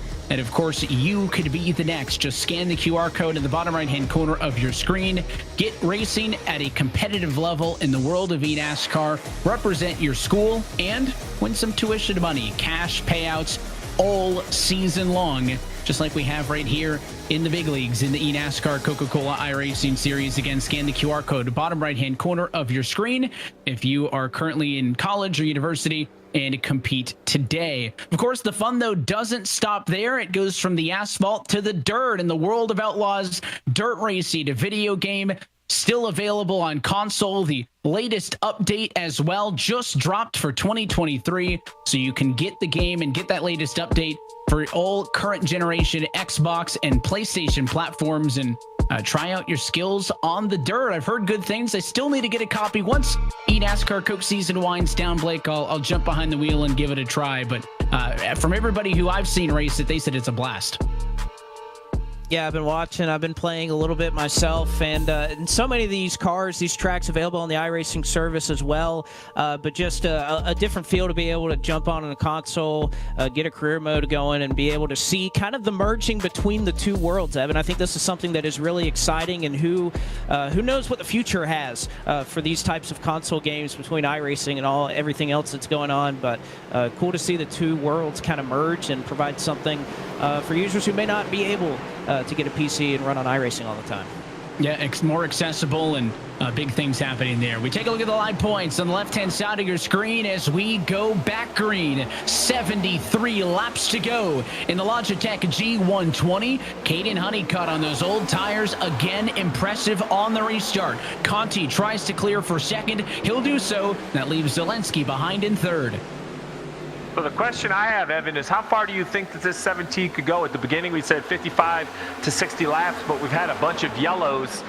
Does that extend the window? You know, can he get to 65 or 67 laps? Can he get to a point where he can comfortably make it on one stop? Well, you see the 8 go to the inside, Blake. It's a point we talked about in Countdown to Green, right? There's more fuel than tires in these things. So he's getting to a spot where we saw everybody thinking about pit stops that last time there. He might just be able to get back on cycle with everybody if more cars come down and decide to pit. They are 72 laps away for the end of the race. That's still in the fuel number, but I don't know if that's in your tire number yet. Well, that pit window's about 60 laps, but you can go anywhere. I was making a run earlier. Well, one of the great things about iRacing is you can make a run as a broadcaster. 87 to 90 was really the fuel window that I was able to see. Again, whether tires can go that far, that's the question, but nevertheless, battle up front for the race lead. It may not matter for too much longer. It's going to be between that 8 and that 18 car. Whoever can get out front first may be in control of this race. You can see Conti wash up the track as he's side-by-side with Honeycutt. They and Honeycutt side-by-side, shades of a Cars Tour race at South Boston, and now Bobby Zielinski's going to go to the bottom, 3 wide for the lead. 3 wide for the race lead. Conti led his first lap that time by the stripe, so he's trying to get a lap by lap now. Contact on the inside. Honeycutt, to his credit, refuses to give up, and after all of this, Zelensky wants to go third to first. They touch, and he does it. Bobby Zelensky, the new race leader at lap 52. I'd love to know what Conti just said, too, on his webcam when they made a little contact and Bobby got the lead. He said something. Yeah, I don't know if that one we're going to get to pop up. That one might not be one that we get to hear in a couple of seconds. There was that little bit of a touch, Steve. They went through wide again. Caden was determined, fought hard on those old tires for some time. He made life difficult for Zelensky and Conti, but I think now that they finally got around him, we'll see them grow that gap. Yeah, I mean, there's no doubt that the new tires are better. I was impressed that the 17 held on as long as he did. I'm actually still impressed that he's able to run the top right here and not continue to lose time. But now that Zelensky has the clean air, he's going to be very difficult. You just kind of want to stay in touch with him.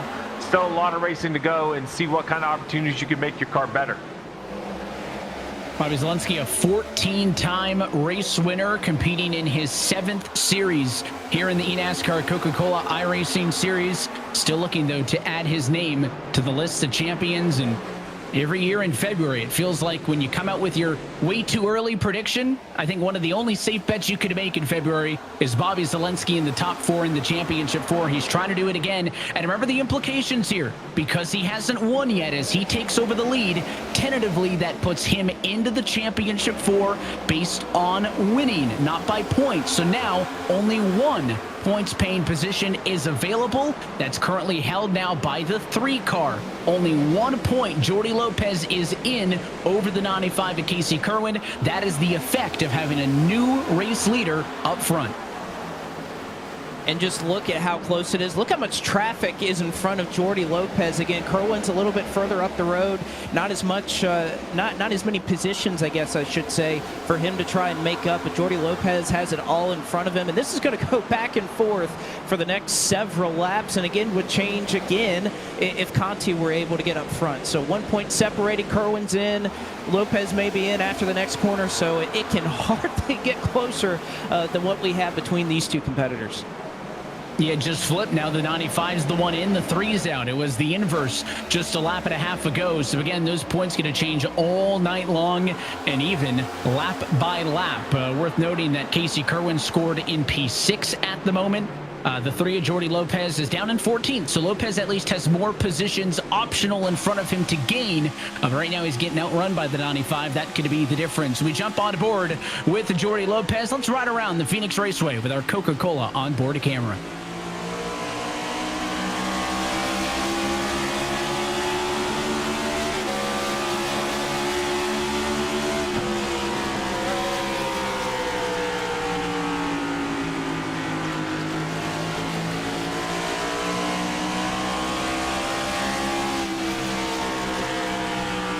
Caution flag is on the speedway. Lopez breathes a sigh of relief that it's not around him, and we slow for Derek Bordeaux. The 1 car will limp to pit road off of turn number 2. It looks like there might be some front end damage on the SimSeat Chevrolet, and oh yeah, you can see how bent up that thing is as he drives by the parked 97 of Matt Busa, who has been down there for some extensive repairs. And he will have to come in to service that race car.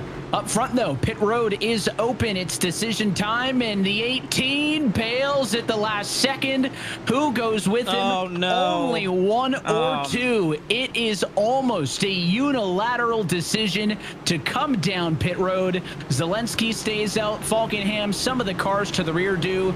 But that is not a good sign for Bobby Zelensky, as almost everybody else will head down pit road for service. And while they get pit stops in, Blake, let's take a look at what happened to the 1. Again, this was just behind Jordi Lopez, who was running around the 12th position. You can see Bias kind of gives a little bit of contact there with Zach Novak. Looks like Ryan Luza, that number 4 car, comes up the track. And again, that area of the racetrack, Kevin, the reason that much contact causes that much of an issue is that's when you're getting back to the throttle. These cars are really loose at that part of the corner. And you got to think this is Phoenix with a next-gen car. So these drivers are downshifting and probably just about to get back into the gears and shift up at that point of the corner. So really difficult there. And again, Ryan Luza, I think, just drifted up the racetrack a little bit too much to tag that 1 car, but it does not take a lot of contact to upset these race cars, that's for sure.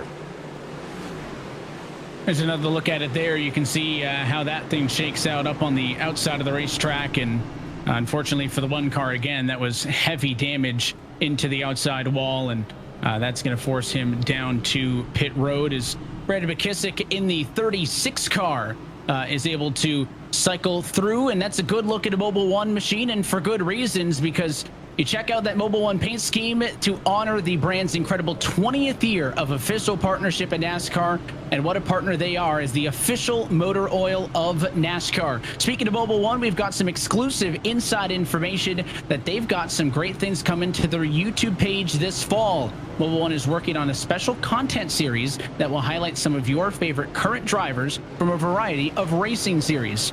What that means is you're going to get to see how their love of racing has shaped their careers and their lives. And we'll talk about some really big names. We can't say more. You're just going to want to stay tuned. So do yourself a favor and go ahead and subscribe to Mobil 1's YouTube channel so you do not miss it. And I say that's a good-looking Mobil 1 Chevrolet. I should also say that that's a good-looking Steve Letarte Esports Chevrolet. Steve? Yeah, it's exciting to have Mobil 1 on board. They have been a partner within NASCAR for over 2 decades now. You see Brandon in the bottom right there kind of prepping and driving. He's doing a nice job, learning a lot about the series. You see this every year, Evan, just how tough this series is. We talk about the road, the pro, and the ability to kind of move up. But when you get to this level, every decision, the pit decisions, the setup decisions, more than anything, qualifying. That you guys talked about it in the pre-race. If you can't qualify consistently up front, it makes these races so challenging. But Brandon doing a nice job carrying the Mobil 1 colors today. True rookie, competed in his first season in the eNASCAR Coca-Cola iRacing Series, one of 10 true rookies in the field. So that's a quarter of the field of Blake rookies. Goes to show you how competitive it is to stay at this level. That it is. I mean, again, think about the fact that Ray Alfala is still on the outside looking in, is doing everything that he needs to do to make it back to this series, but a 4-time champion having to fight his way back. That's what happens. And Evan, looking as these cars pace down the back straightaway, a lot of red banners up towards the front of this field. 8 playoff cars in the top 12. It includes Bobby Zelensky, who is the control car. Remember, he stayed out. We got fresh tires from 8th position on back. Green flag in the air, and Zelensky going to see Garrett Lowe follow. He'll go down to the inside to try to clear Falkingham. There are 3 playoff cars, Zelensky, Lowe, and Wilson on the strategy, who stayed out. Guest included, too, so 4 of them stayed out. The other 6 came down pit road. That could be a big storyline as they race down off and into 3. Now we look at Michael Conti going to the top, was 4 wide in 1 and 2, and trying to do everything he can to get some clean air. Those tires are going to be rolling, but for how long? As we almost have a spinner in the back, saw a little bit of smoke, it's all good, and that's why, Evan, these drivers, a hard crash out of the dog leg. A couple of playoff drivers involved. I believe I saw Jordy Lopez Jr. involved. You can see Parker White as well. What a vicious crash in this part of the racetrack. Jimmy Mullis drops down the scoring to pylon as well. His night goes from bad to worse as the playoff hits keep coming for some of your championship hopefuls as we slow things down again, just past halfway home in the Logitech G120. For the moment, Bobby Zelensky's in the 18 car, your race leader at Phoenix.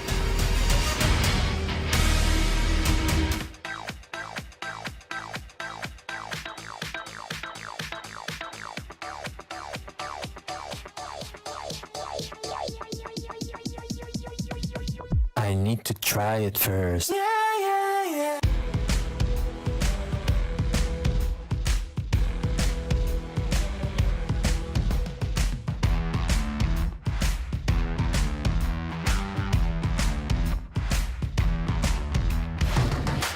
When you want to be the best, you can't settle for the rest. For anything on iRacing, there's just one name you need, Makoni. We now provide the best of the best in setups, paint schemes, coaching, broadcasting, and event organization. With cars across all 4 license classes, we have what you need to hit the track with confidence. Grab a subscription and save money while going fast at McConeySetupShop.com/subscriptions. And remember, at McConey Setup Shop, there are setups, but your victories. You like drama? Then you'll love the night race at Bristol. The speed, the noise, the colors. It's all the sideways chaos of NASCAR is shoehorned into an East Tennessee Thunderdome. With elimination on the line, one bull ring to rule them all. Wild night here at Bristol Motor Speedway. The NASCAR playoffs continue at Bristol on USA.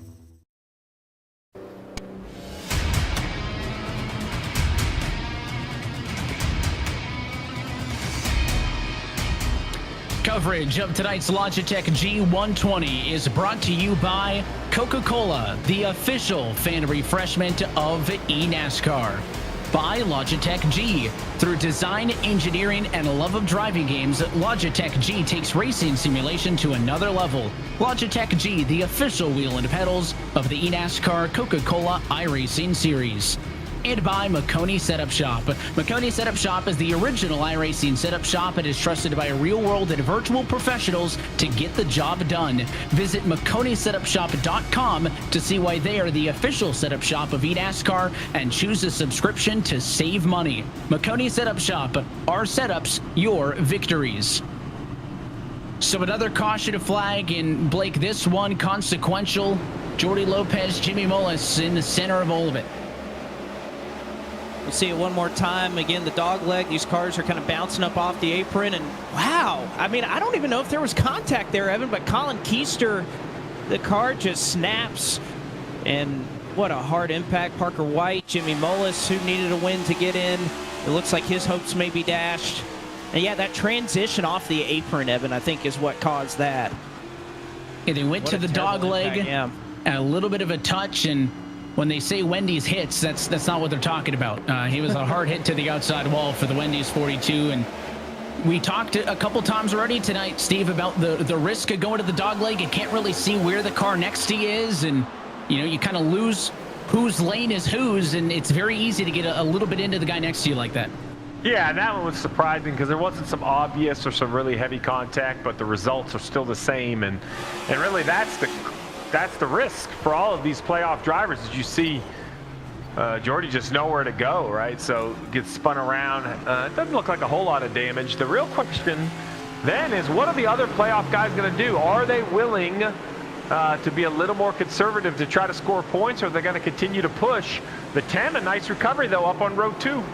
It has been a sloppy night for the playoff cars, but many of them still top 10. Green flag back in the air. 52 laps to go in the Logitech G120. It's a good jump for Zelensky from the top spot. He's on the oldest tires. If anybody, 45 laps ago was the last time he came down pit road. Garrett Lowe nearly had second, but Falkenham punches back with a great run on the outside at a 2. The car they're looking for, though, the 10 of Steven Wilson, 23-lap old tires. He's on the move. And Casey Kerwin in 5th, only 9-lap old tires. He wants more as they go 3 wide. And the caution will fly behind the race leaders again, and there's a car spinning up and on the outside wall just past the start-finish line. Big issues. I think that was Kevin King, and not to get lost again in the importance of where these playoff cars sit, but that second fight that we're all watching, Steve, is the relegation bubble. And Blake and them pointed at Countdown to Green. Kevin King is about 20 points out of locking himself into this series for next year. That's not what he wanted to see. That's just as impactful of an accident for him as it would be if it was a playoff car. Yeah, and I'm keeping an eye on it as well, because Dylan Ault, the other Letarte eSport entry, is just in front of King. He's 23 out of relegation. Let's see exactly what happens here.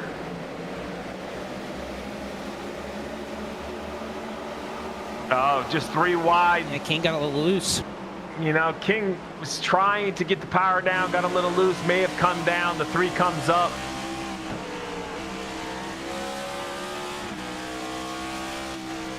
Keegan Leahy gets away with one there. He was involved in the accident prior to this, so he was due for a little bit of luck.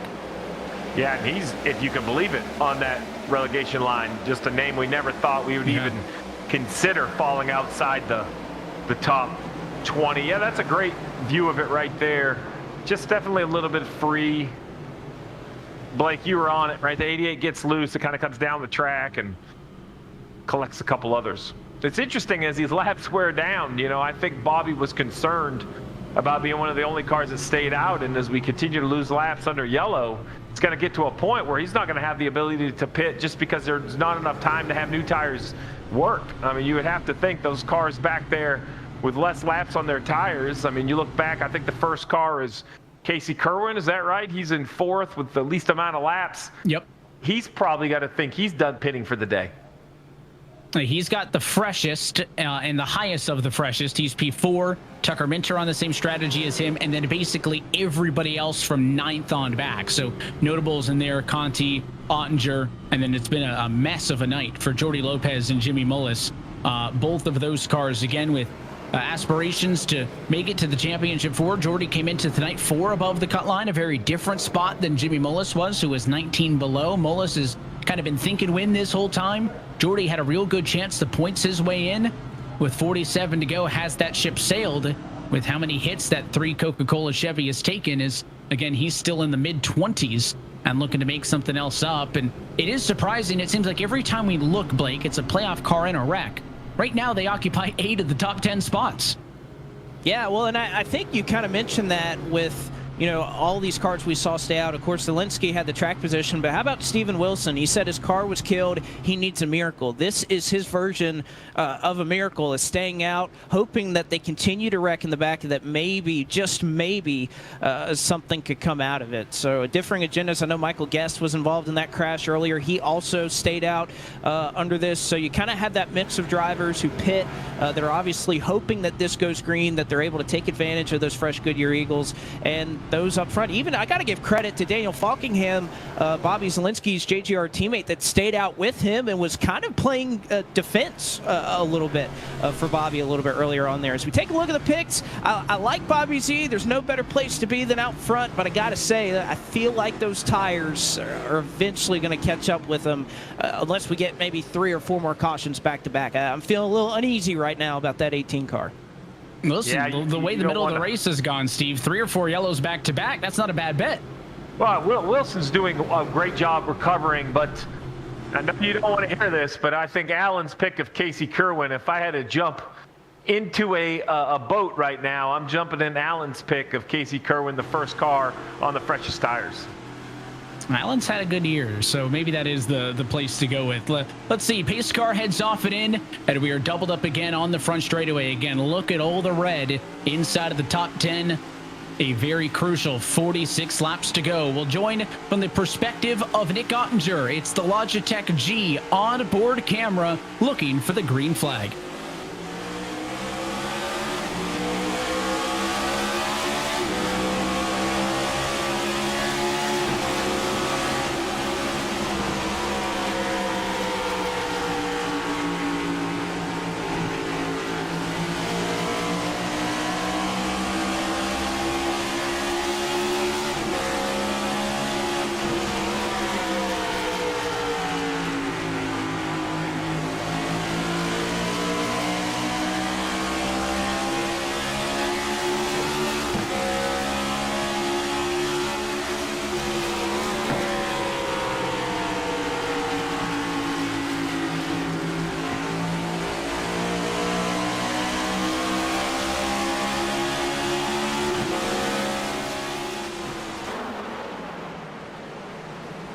So Nick Ottinger doing his best to hold some ground. They're side by side, about 5th position on back. Up front, Zelensky still leads, but those fresh tires coming fast. Here comes Kerwin to the inside of Garrett Lowe for second. That's about a 25-lap tire advantage in favor of the 95. He makes quick work, I thought, but the 15 Lowe almost able to cross back down to the inside. Now he'll give a shot to the 95. That's a parting gift to turn 3. And now Casey Kerwin will set his sights on the race lead. Just feels like there's a long run coming as well. You know, Blake, you can sometimes feel it. We've had a bunch of yellows. These guys all kind of settle in. Playoff cars in the top 5, 8 in the top 11. It just, I don't know, it feels like we're getting a 20 or 25 lap run coming. I agree with you there, Steve. At this point, this almost looks like a replay of our championship race last season. Bobby Zalinski, who dominated a great portion of that race. Casey Kerwin trying to chase him down. Kerwin with the better tires. Bobby Zalinski with the clean air that's probably helping him out a little bit. How long does Kerwin wait? How patient is he? Nobody back here is patient, though. Michael Guest, you can see him up top 3 wide trying to make some moves. You also got to think about Tucker Minter. And, how about the call from Steven Wilson? Said his car was killed, but he's maintaining it right now. Even if Zalinski or Kerwin or even a Michael Conti were to come back and win this race, Wilson would be in on points easily right now. It's been good for Steven Wilson if he can maintain, and he finds himself kind of middle of the road, right?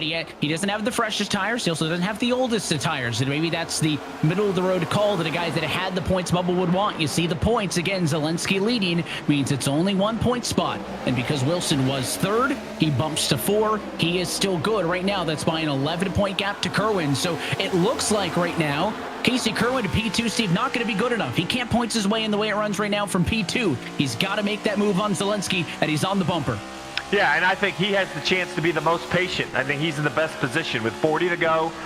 You see behind that 95 car, not a lot of pressure. He's applying the pressure to Zalinski as he looks right to his rear bumper. This is the move he made earlier down the front stretch. He's got to look left through the dog leg.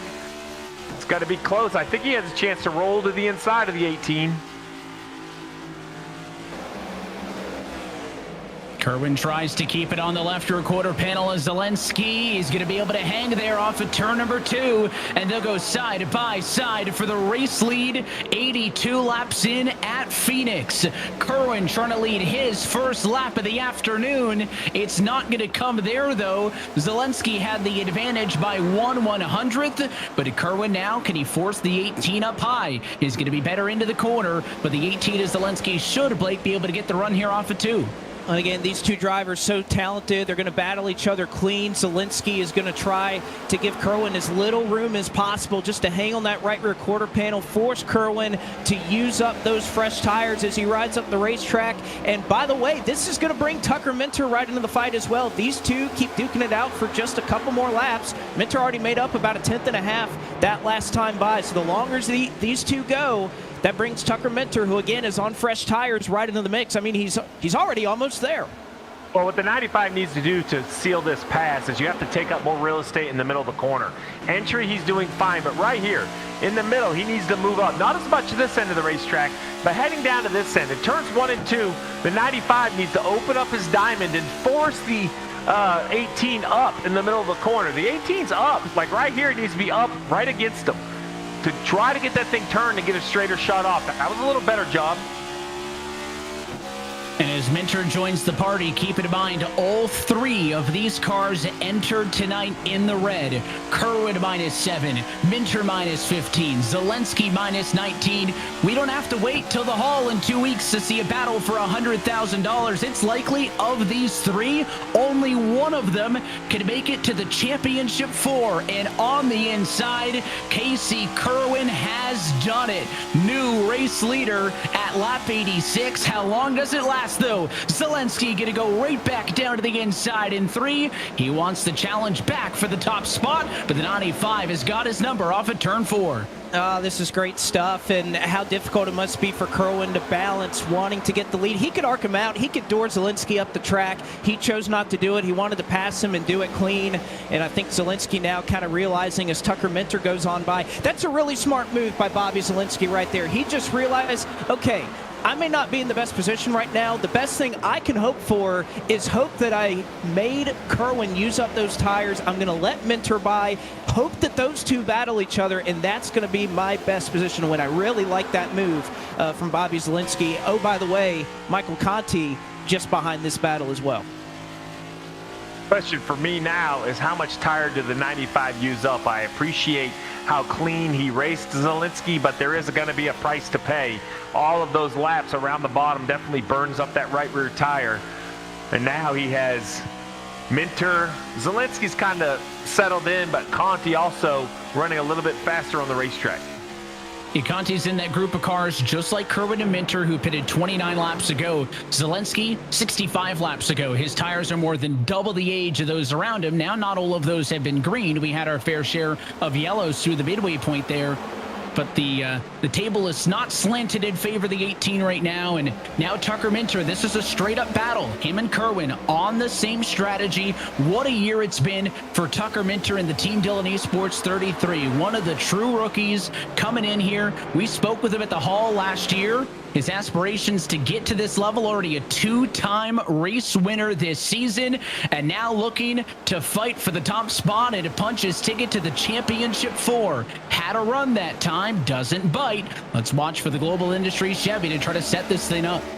Well, I think Minter's really determined here. He knows that Kerwin may have used up his stuff battling Zelensky, but as this run goes on, if he's not able to get the lead, I feel like the advantage starts to tilt in the 95's favor. You could see Minter trying to duck out, get a little bit of clean air on the nose, get a little bit of a run off the corner, but he knows he has to get that job done soon, or else Kerwin's probably going to set sail with that clean air.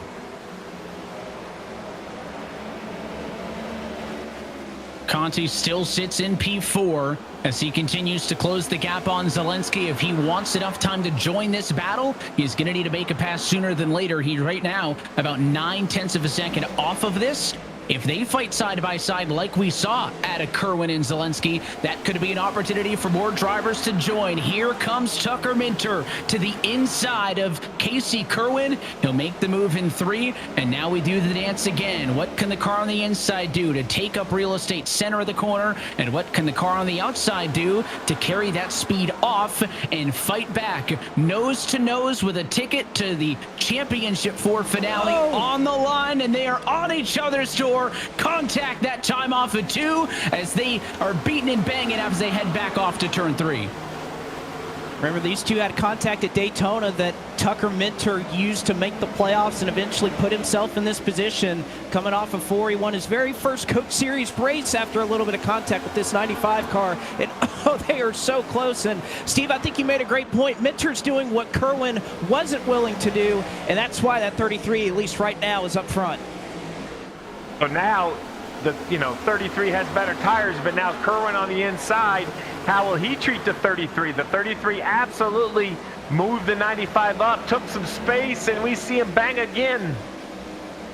The defending series champion going head-to-head with a driver who wasn't even in the series last year. There is more contact there. Kerwin is using up the left rear of Tucker Minter, and they both look as calm as you could imagine. Minter, though, look at that determined face on the bottom. Casey Kerwin, a seasoned vet, looks like it's any other lap. But on the line here is an opportunity to fight for $100,000, and you saw Kerwin got a little bit loose. You saw the wheel inputs there, and Tucker Minter is that room to breathe.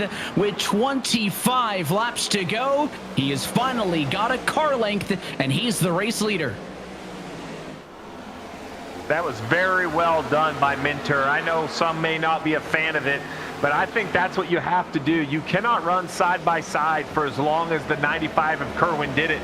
You just heat your tires up too much. So he didn't wreck the 95. Was there contact? Did he definitely take a few feet of the 95's racing line? Absolutely.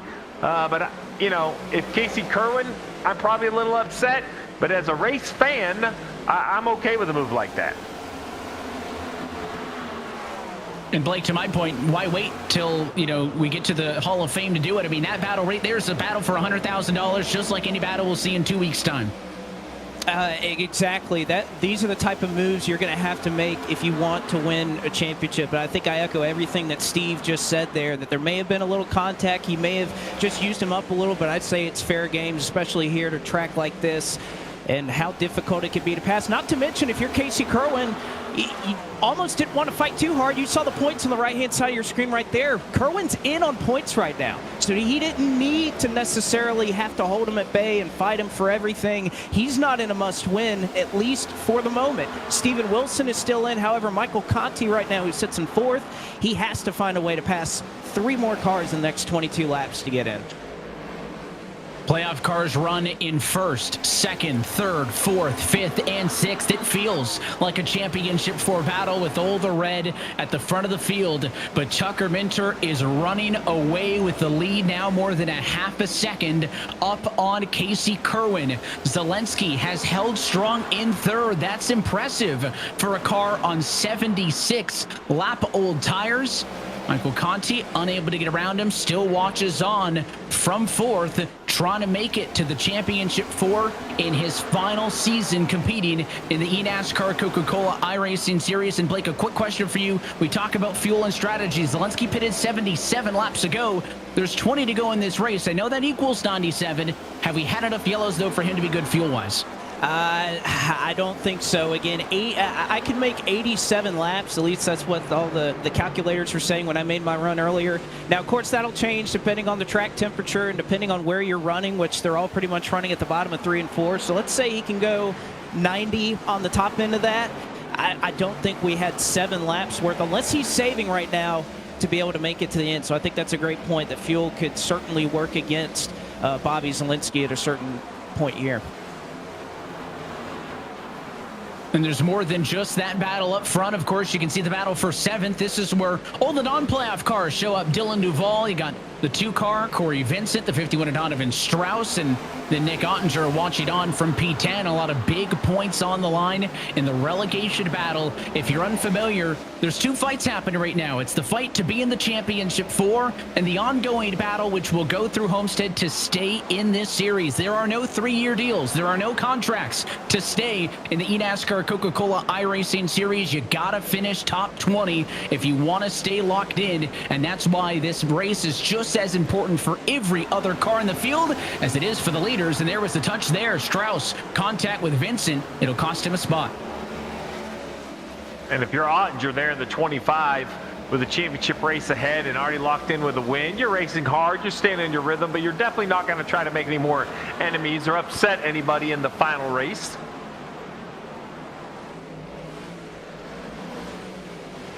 And maybe one of the only people breathing right now is at 25, Nick Ottinger, right? He got the race win. It was a big bounce back for him after a poor start to the playoffs. Finished 25th in the playoff opener at Michigan. Followed that up with the race win at Dover. 25th is the 3rd worst result that any playoff car has had in either of the 2 playoff races so far this postseason. And he has done a good job again, bounced back and locked himself in. Other drivers have been the epitome of consistent, right? Steven Wilson, 2nd at Michigan, 2nd at Dover. Can he get another top 5 out of this one? He sits in P6, looking to points his way in as the most consistent driver so far through the opening 2 rounds of this postseason. And whoever needs to make moves, you're running out of time. 15 laps to go from Phoenix. Tucker Minter likes how it's playing out, but will it race out to the end? As you see that 25 of Ottinger going way to the outside in turns 1 and 2. Well, again, how many times in this series, Evan, especially this season, have we seen a race starting to play out like this? We get a little bit of a long run, and then it all flips on its head within the last 10 laps. Of course, Tucker Minter doesn't want to see it. He's been able to continue to build his lead. It was 0.8 of a second just 3 or 4 laps ago, and he's already starting to make up a lot of ground on Kerwin, so you can see how much that clean air is starting to benefit him. Zelensky now is starting to run down Kerwin. That's a little bit of a shock. And then Conti, who was about 1.6 seconds back, he's continued to fall back as well. So Tucker Minter just wants everything to go smoothly. 14 laps away for a championship, but this could be the end of it all. 3 wide back here. You can see Steve or Steve's drivers and Dylan and Brandon in the middle of that 3 wide move. It's the last thing Tucker Minter wants to see, these guys back here for about 20th or so have an issue. And you ask yourself, why are they racing so hard? But you've brought it up a few times, Evan. It's relegation, right? That 36 driver is trying very hard. The 40 driver trying very hard to not be relegated out of the series. I mean, 9 of 16 races have finished in overtime. And I think this is why, because there's so much on the line for so many different drivers that they race hard for every lap. Yeah, admittedly, if you're one of the drivers on the bubble, you don't care, and there's a caution. Yellow flag flies at lap 109. You can see the smoke headed off to turn number 1. Is it a problem with the 2-car of Corey Vincent? He was scored in 7th the last time by. And I believe he is the culprit of the yellow flag. And as the age-old saying goes, this changes everything, and we've got some huge decisions coming up as your race leaders look to pit road. A spin, self-spin from a car inside of the top 10. And now that 1.6 second gap that Tucker Minter had built has evaporated. And what happens on pit road? He is going to stay out, and everybody else is coming to pit road. It happened to Zelensky earlier, and it happens to Tucker Minter now. Nobody goes with him except for maybe way in the back there, one more car. Minter stays out. I think you may see Molis. You might see Michael Guest stay in. Tucker Minter just punched his desk, we're hearing on his webcam. Obviously, you could see, was hoping that there would be about, I would imagine about a 10-car buffer or so of cars staying out. As you know, and this was going to be the call, right? Do you stay out? Do you take two? I imagine we'll see a lot of two-tire calls at this juncture. We'll see how it happened. Corey Vincent, again, he was running just behind Steven Wilson, Garrett Lowe, a couple of drivers. This was inside the top 10. And yeah, you see that transition once again, just the car snaps around. And I got to say, if that's the yellow, I'm shocked that that was enough to throw a caution. I mean, he didn't even get close to 90 degrees sideways. And unfortunately, Tucker Minter is, again, somebody that's going to be hanging on in only two cars. That's right. Molis and Bowden, the only two that stayed out. It is worth noting real quick, cautions are automatic. I just want to make that point real quick, Steve. Cautions are automatic. It's not a judgment call by anybody in the tower. Cautions automatically determined by the sim, and that little self-spin, half-spin for the two is the reason for the yellow. Yeah, so I can see why the 33 stays out. You know, sometimes you have to ask yourself, what's the better way to lose or what's the better way to win? If he pits, he might be the only. Right, with so much on the line, 10 laps to go, you ask yourself, the playoff drivers that aren't in position to win the race, why would they not stay out and try something? And I think for that reason, he stayed out, and now maybe the tires will cool off and fire off. It's going to be very interesting to see. Let's talk as well about what happened through the pit strategy here. So Tucker Minter stays out. He's on 52-lap-old tires. Jimmy Mullis stays out. His are 46 laps old. And then Colin Bowden will join them. He'll be to the inside of row 2 in third. He's also on 52-lap-old tires. Then it was almost unanimous two-tire decisions for everybody else. So Kerwin, first off pit road, he'll be 4th. Zelensky 5th. Wilson P6, Lowe in 7th, Conti 8th, Lopez 9th. They all went for a two-tire decision. You don't see 4 until we get way back to Donovan Strauss at 18th position. So it is going to be 2 fresh tires versus those cars in the top 3 who did not pit. And I think obviously Mullis didn't have a chance to win it where he was running. I'm not shocked by the fact that he stays out, Blake. He had to do that. He wants to get that special Sudoku paint scheme into victory lane for him, obviously. Zach Novak wants to get in as well, but everybody else, the two-tire call, they all knew track position was somewhat important, so were tires, so they made the decision to go in the middle, go for 2. Well, again, we say that this may be pretty tough for Tucker Minter, but look up front, look at the amount of cautions we had the last time that we kind of stopped a long green flag run. Minter's not out of this yet. He's going to need a lot of help from some of these drivers. But again, this is Phoenix. We're going 5, 6. We can fit 7 wide down on the dog leg. He needs that to happen right now to have a shot, maybe go through a couple restarts. What did Steve say earlier with the stats? 9 of 16 have ended in overtime. I would say the odds probably favor that right now. So he just needs a lot of carnage to happen behind him on these restarts, and that very well could happen. Pace car off and in. It'll be a restart with 7 laps to go at Phoenix. Green flag in the air. It's a good jump for Minter. What can the cars on fresh tires do? There goes Zelensky to the inside. Kerwin's going to go to the outside. 3 wide as they race off to turn 1. Not a chance for Mullis. He'll go in the middle. They'll touch now 4 wide with the 15 car of Lowe to the inside. It is Zelensky through to 2nd. He sets his sights on the race leader. Caution before he gets there. And now it finally comes out. And we got another wreck into turn 3 as well. It was Salas who spun in the back, but more happening after the yellow came out. We'll see if those drivers retain those spots. And see, this is the tough part for Tucker Minter. He needed that caution to happen before those fresh tires got up onto the first row, onto the second row. I think Zielinski's going to start to his outside. Kerwin's going to be right behind him. So this is where it's going to get difficult. But for now, we're going to get, I think, just shy of an overtime start for this one. I don't think we'll quite get there, but for Minter, it's gonna be tough for him to hang on. We'll see what happened here. Let's take a second look at what happened. And again, there were kind of 2 accidents. Let's look at what actually triggered the yellow flag. You're looking for the 55 car on the inside of the racetrack. That's Vicente Salas off to 1 and 2. You can see 3 wide. The slower cars kind of jumbling things up in the middle, and that accordion stacks up to him. He gets a kiss from the 43 of Femi Olat. That's what brings out the caution. Then we saw more smoke, Blake, to your point, down in turn 3. You're looking for the 25 Nick Ottinger on this one, right? Yellow is out at this point. 40 car gets turned. They slide up. There's Ottinger spinning up the road as well. He saves that. So no second accident, but a second incident as a couple of cars nearly got turned around. And good luck. Good thing it's the sim, and we can just get the data instantly on who was running where, because if you had to review video on who has to go where after that one, good luck. That was messy in turn 3.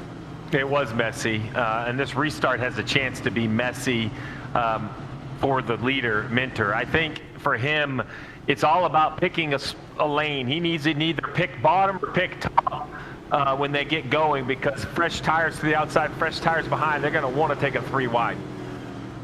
Well, let's set the scene for how we got to where we are here tonight at Phoenix Raceway. The playoffs started a couple of weeks ago at Michigan International Speedway. That was the opening round of the playoffs. A couple of bonus points handed out here and there to drivers who got race wins in the regular season. And even though it's a very different kind of track compared to here at Phoenix, a lot of the same storylines, Blake. A lot of 3-4 wide used at every inch of that 2-mile D-shaped oval. It was another wild one, as they seemingly always are, consequential for some drivers. The drivers who finished the regular season standings inside of the top 4, none of them got a top 10 in the playoff opener at Michigan, so it was a tough go for them. Yes, it was, and this was the race that really set up everything in the postseason. When we went to Dover, everything was pretty straightforward. We saw a lot of really strong performances out of our playoff drivers, but this is really where this round completely got shaken up, particularly at the end of this race. You see Bobby Zielinski, some of the issues that he had a little bit earlier, Tucker Minter, Casey Kerwin, several drivers who are up front contending for their shot at a championship right now were involved in this one. And at the end of it all, Garrett Lowe, who has just had a little bit of a horseshoe, I guess you could say, these last couple of weeks, these last couple of months, was able to win his way into the championship finale. And lucky for him, he's had a month where he hasn't had to worry about where he's run. He's had a month to focus on Homestead, doesn't care where he finishes tonight. It's all about what he can do when he gets to Homestead here in 2 weeks.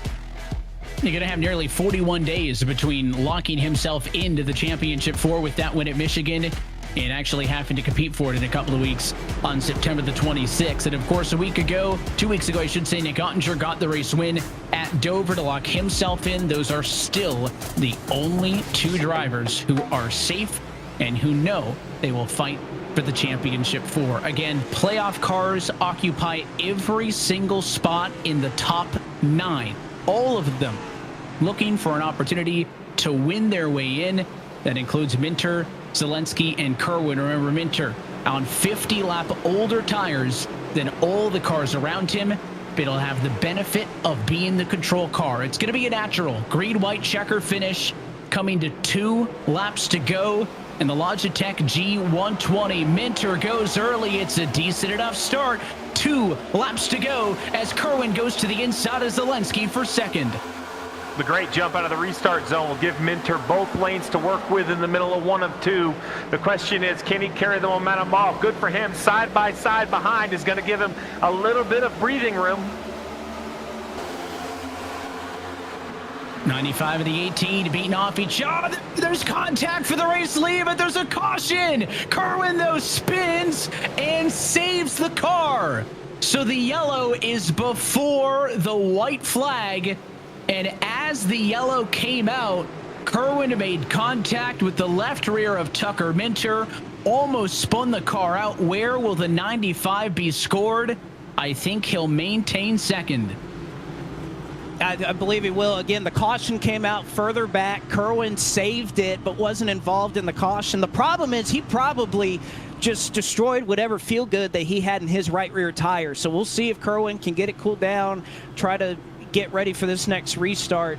But Tucker Minter, I mean, this was just about, he can kind of maintain the lead through 1 and 2 after that restart jump, but it's going to be getting into turn 3 where the fresh tires are really going to eat him up. And he got lucky that caution came out, because I think coming to the line, he was likely going to lose the lead and probably wouldn't have had a shot to get it back. We'll take one more look at what happened.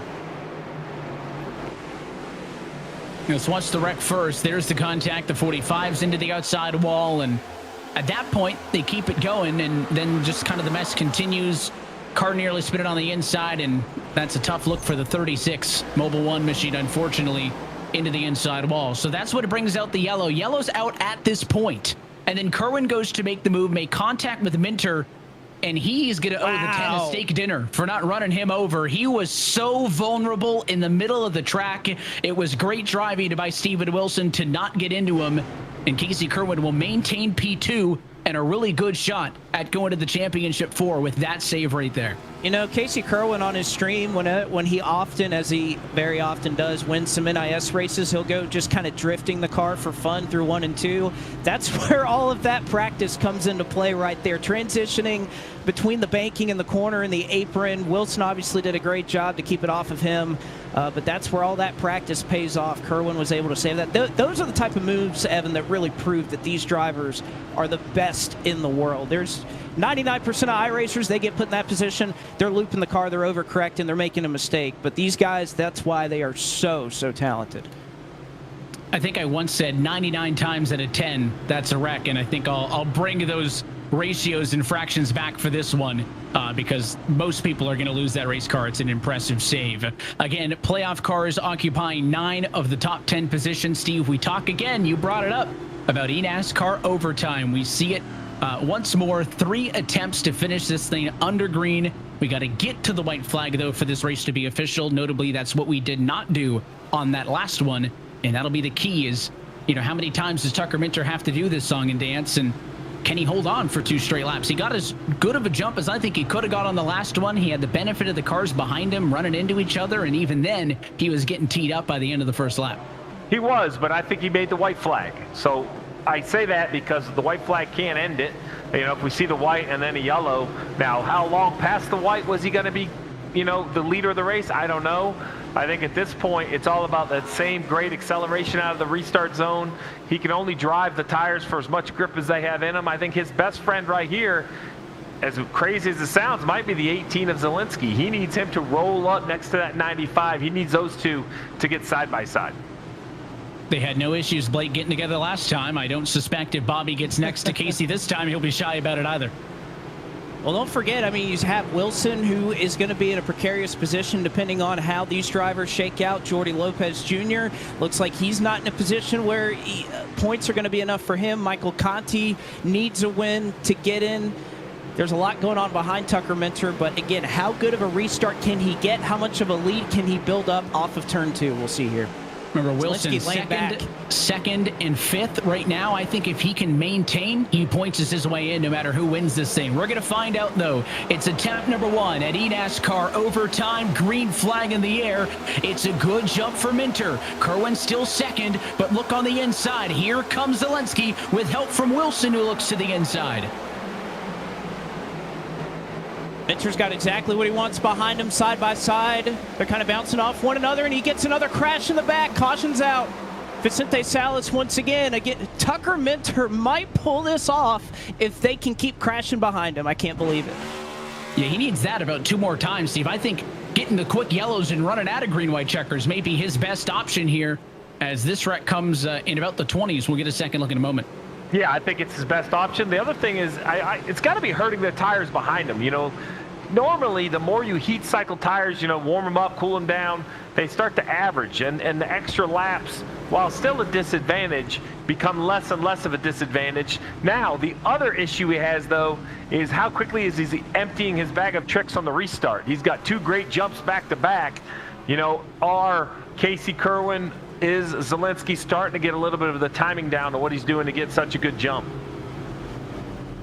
Well, let's look back at the incident. The focus point here going to be around the 55 car right there of Vicente Salas, 25th position. And Blake, it comes down to not the dogleg itself, but what happens after the dogleg. You see some of these drivers, I believe that's Cody Bias up there who had an issue. And yeah, Salas just got in the corner really deep, got into the back of the 48 car, kind of washes back up the field as he tries to overcorrect. And again, it kind of harkens back to what we saw earlier with some of the drivers that were battling up front, how hard it was, how clean it was between some of your top 3. But, I mean, I'll be honest, this is kind of what we've seen a lot in this series when we have these late race restarts, that we see a lot of these drivers in the back of the field that are just fighting for everything. We talked about the relegation, all these drivers are fighting for. But you would hope that that respect would kind of trickle throughout the field, but it's just something with how much these drivers are fighting for, how much is on the line, how difficult it is to make passes in this series with how good everybody is. This is kind of what we've come to expect in this series, at least for now. And again, if you're taking notes at home, this will move to attempt number 2 of 3. We think maybe Minter's best bet is to get 2 more quick yellows and simply run out the green flag laps and run out the clock with an opportunity to win this race. Again, if he gets to the white flag, normally that's the saving grace for the car up front. But in this case, on the older tires, I don't know if he wants things to get that far. Remember, if we get to the white, this race will end under green no matter what, no matter how ugly things get after the white flag. If we get there, we're going green all the way. And like we've talked about the road to get here, we covered the highlights for the Michigan International Speedway, and now we winded back to the Monster Mile and Dover just 2 weeks ago.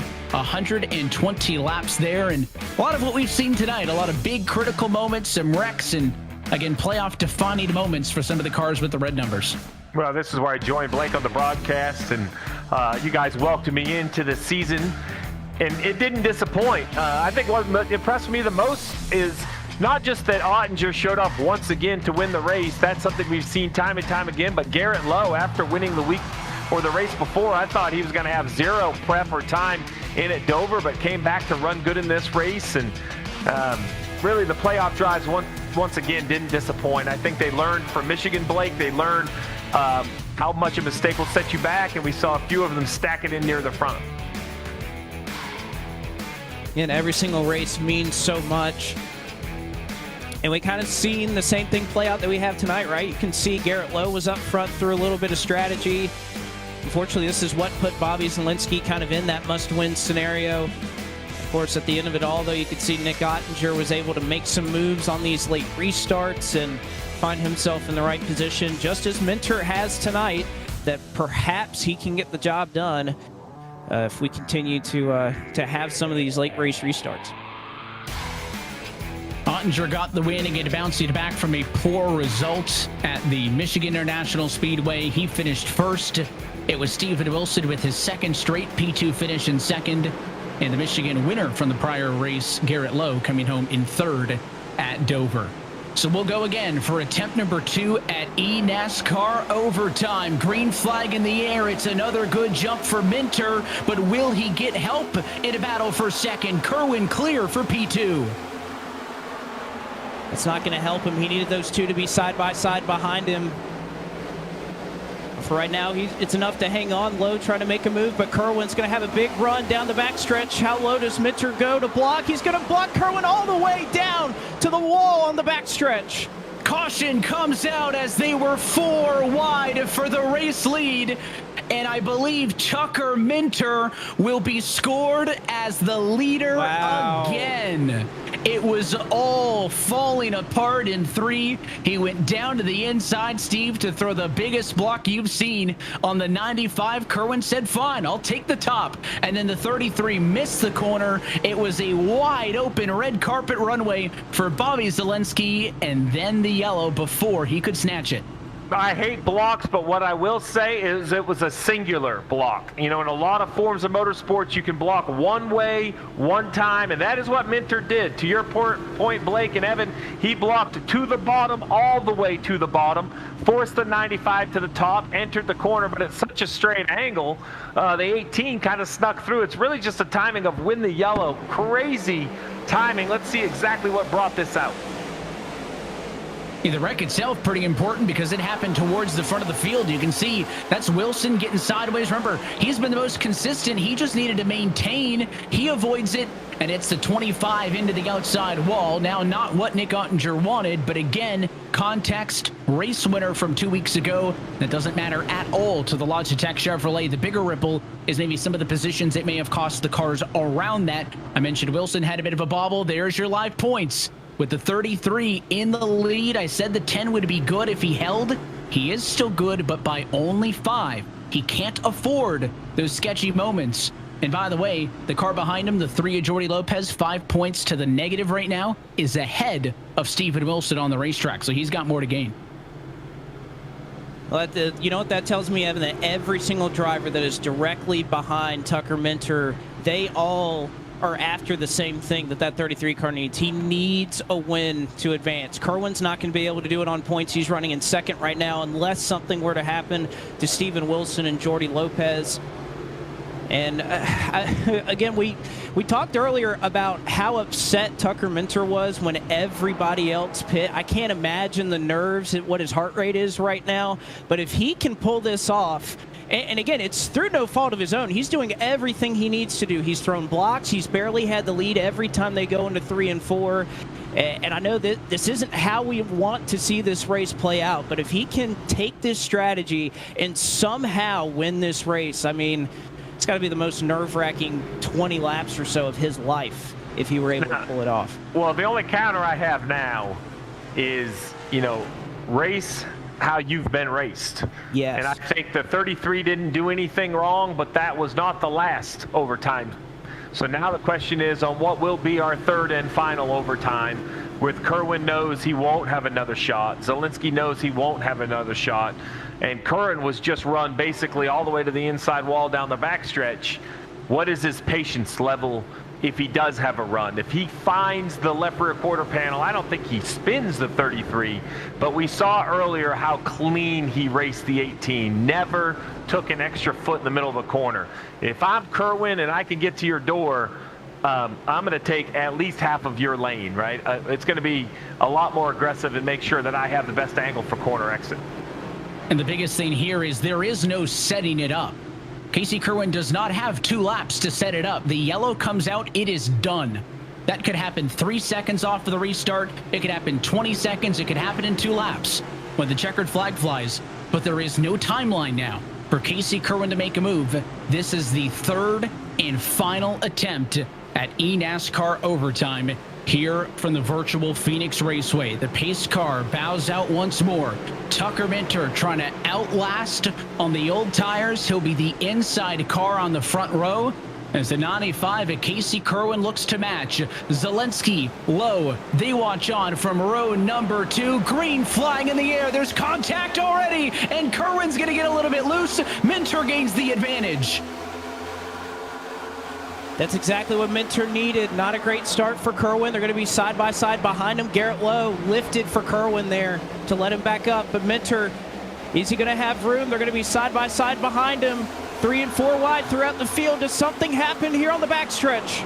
Can't block them both. Goes to the inside. Zielinski gives them the bump and run. Caution flag flies as they were side by side before the white flag. This race is over. And I think by a few feet, Tucker Minter scored as the leader at the moment of caution, will win this Logitech G120 and advance to the championship 4 in his rookie campaign. I mean, a half second later, and that was the second time, by the way, in overtime, that Bobby Zielinski was about a half a second away from taking the race lead in turn 3 And as the only car really to stay out, somehow, some way, Tucker Minter has done it. It's his third race win of 2023. Tucker Minter wins at Phoenix, and he'll be racing at the NASCAR Hall of Fame in 2 weeks for $100,000.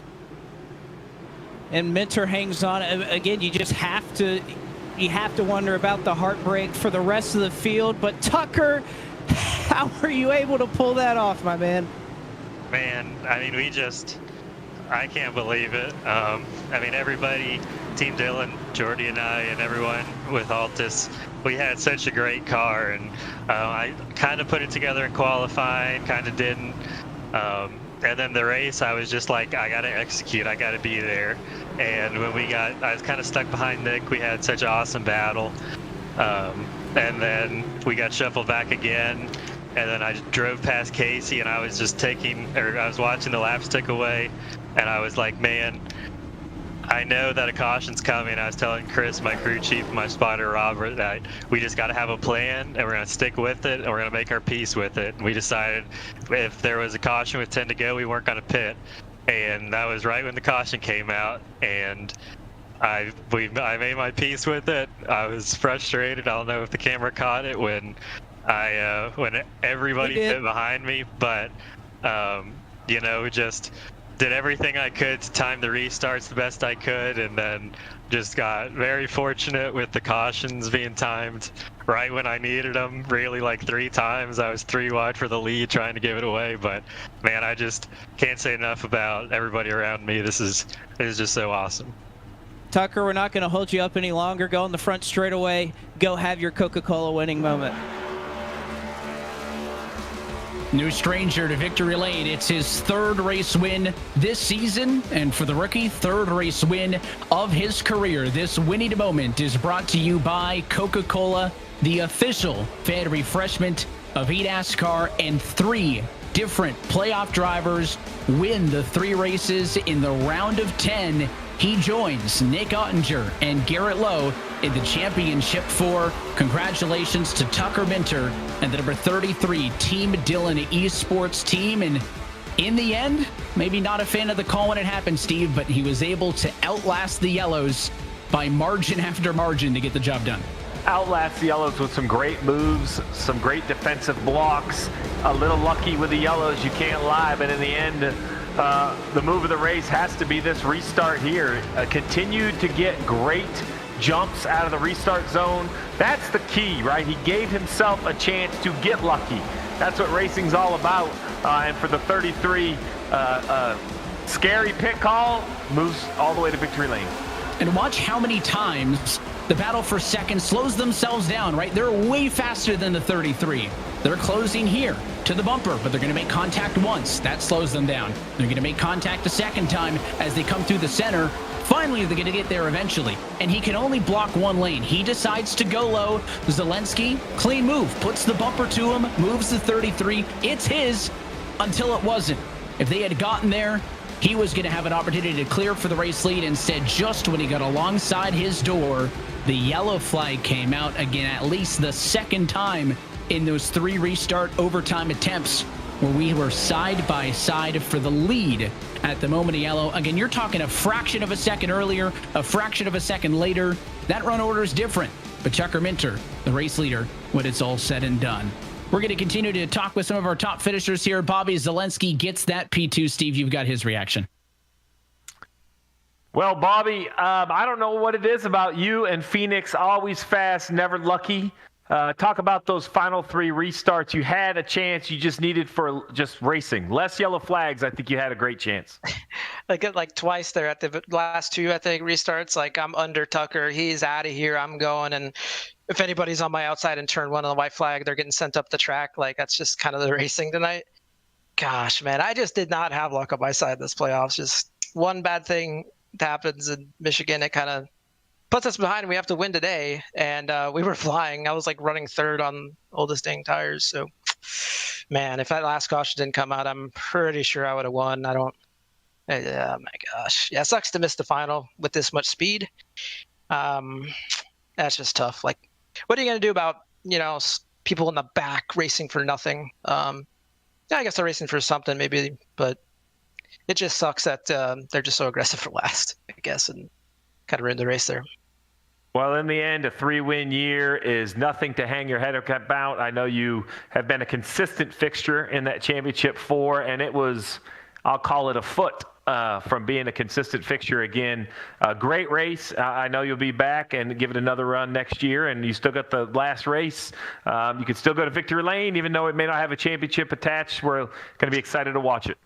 That would suck so bad if I won Homestead this time. Like, I would be just mad. But thanks to all our partners this year, Joker's Racing, VRS on the car today, Interstate Batteries. Like, yeah, great year, 3 wins. Just sometimes you just have a little too much unfortunate luck in the playoffs. And yeah, I'm sad. Understand. Well, a great second place run for Bobby Zielinski, and for the third place finisher, Casey Kerwin. We've seen him win in the biggest moments. And today, Casey, you had a shot. You were in it. I'm going to give you the cleanest driver award. Early in the race, you had some fresher tires, man. You were side by side forever. Which kind of seemed to burn your stuff up, let Minter get by you, and then he stays out. When you saw him stay out, did you think it was only a matter of time until the new tires got him? Yeah, if we could have actually gotten some laps, yeah, I think we definitely would have. If we actually got a lap in and made 2 laps, I don't think he would have been able to hold on. Even with the amount of yellows we had to keep kind of cooling his stuff off, he was still a lot slower than us. So, but I mean, it worked out. He made a good call. He deserved the win either way, right? Like he absolutely yarded me after he passed us. So he was definitely the rightful winner. But yeah, it was just disappointing, man. I felt like we did everything we could. It's a really tough track to pass at. We qualify bad every week, and to be able to be even in that position was I felt really proud of. And yeah, I just felt like we had a really good shot at it. I don't know who was going to get it between me and Bobby, but yeah, it was going to be chaotic either way, obviously. But I wish we could have at least just gotten a shot, and people in 25th realize it's not worth it back there. But yeah, unfortunate just the way it worked out. But like Bobby said earlier, it's still a great year. 2 wins, most wins I've had in a season. 3 if you include the Clash, and ran up front and had a shot at it again. That's really all you can ask. And yeah, just didn't really work out. And yeah, but thanks to XSET and everyone that supports us again this year, and had a great year and still got a shot to fight for 5th, I think, at Homestead. So we'll try and go do that. Well, if you look to your right and you see that championship trophy from a year ago, it's got to make it feel a little bit better. I know you wanted to come back and try to defend, but it was a super entertaining race, and to see a smile on your face just shows how great you guys are as race car drivers. It's been fun to watch. Thanks, Steve. Appreciate it. Well, those are the instant reactions from our top 3 finishers. We appreciate them giving us an opportunity to talk. And again, the reflection from Zielinski and Kerwin, who will not make it to the championship 4. We take a look at our full race results brought to you by Coca-Cola. It is all playoff cars inside of the top 7. Notably, Tucker Minter becomes the 3rd different race winner this round and advances to the championship 4, which means Zielinski, Kerwin, Lopez, Wilson, Conti all come up short of the win. One of those names, though, in on points. We'll talk about that more in just a moment. And as we get to the second page as well, Corey Vincent gets a good 9th place finish out of this one. The likes of Zach Novak up 25 spots for a good finish. This was the midfield, Blake, which was just about as cutthroat as the battle for the lead was. It really was. And throughout the field, and again, with so much going on late in this race, you can see the shakeup and how many drivers who were fighting for that relegation line are going to be feeling it and be in a pretty precarious position when we get to Homestead, Miami in 2 weeks. See, Ottinger falls down to 29th with the late race accident. He'll finish as the lowest running playoff competitor. 31 cars total finish on the lead lap.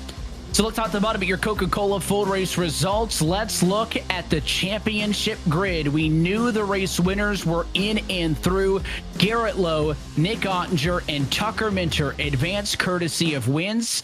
And it is the consistency of Steven Wilson who locks him into the championship 4. He will join those other 3 in the battle for $100,000. Wilson put on an incredible run, Steve, these last 3 weeks. A P2, another P2, and a P6 here tonight. That's an incredible average to points his way in.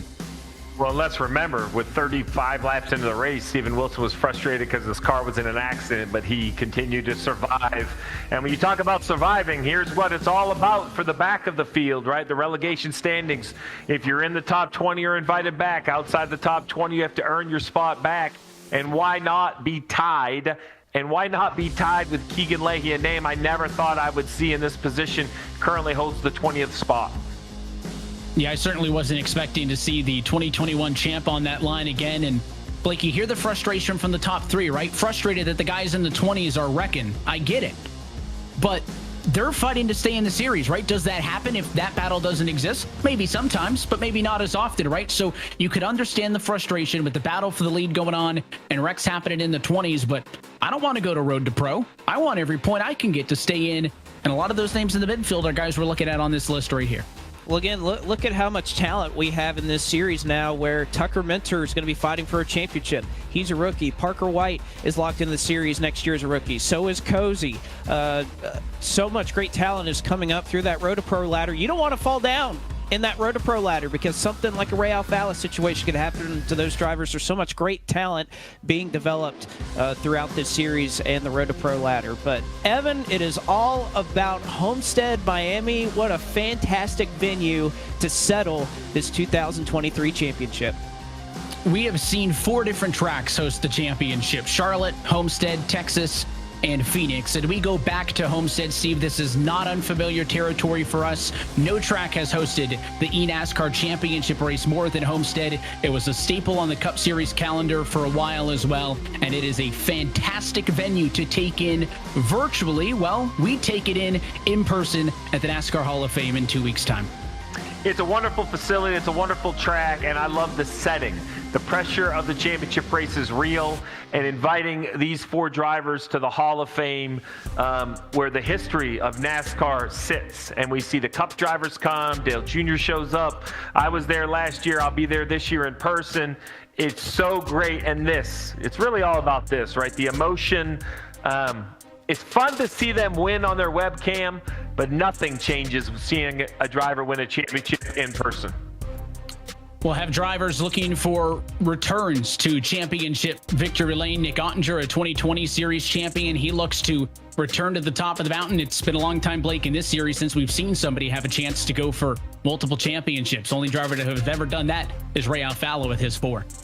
Yeah, it's been a long time, but that's one of the things about this series that makes it so compelling. Is it's so hard to win these championships. Think of somebody like Michael Conti. He's not going to be chasing a championship this year after a remarkable regular season, got off on the wrong foot in Michigan and was just never able to recover. That's how difficult it is. You can be one of the fastest car, if not the fastest car, all year long, but when it gets down to it, you have to execute in the playoffs. And unfortunately for him and so many others we've seen throughout the years, it can be a tough struggle here once you get to the postseason. And we spend a lot of time, Steve, talking about comfort, right? Building your sim rig to suit you. Now those championship 4, it was a big point last year. I think it's going to be a big one this year. They're out of their element, right? They're going to do everything they can to bring their setup with them to the hall to replicate what they've been on for the last 17 rounds. But they're going to be listening to us. They're going to have a live audience in front of them. You got to think at least some of them are going to have some nerves get to them. And I love that element. Oh, there's absolutely nerves. You get announced, your walk to the stage, you have to finally settle in and find a way to do it. And then the thing that Miami brings is, what kind of race are we going to see? We saw tire decisions at Phoenix. Well, I can assure the viewer that tire decisions at Miami get even more difficult to make. It will be a limited amount of tires, and if you just don't put your last set on at the right time, it doesn't matter how much you've practiced. That decision can end your chances at a championship. We saw how critical they were tonight, and we're going to see which decision crowns a $100,000 champion in 2 weeks' time. But until then, that is it for us here tonight from Phoenix. On behalf of our entire team at iRacing, eNASCAR, for Coca-Cola, our partners, and everybody behind the scenes for making this broadcast possible, and your broadcast team tonight. For Steve Letarte, Blake McCandless, and myself, Evan Pasocco, I want to thank you all for tuning in and congratulate your race winner tonight for the Phoenix Raceway. Tucker Minter, the rookie, is headed to the Championship 4 The road to $300,000 has one stop left, and it's in 2 weeks' time on Tuesday, September the 26th, live from the NASCAR Hall of Fame, racing from the virtual Homestead Miami Speedway.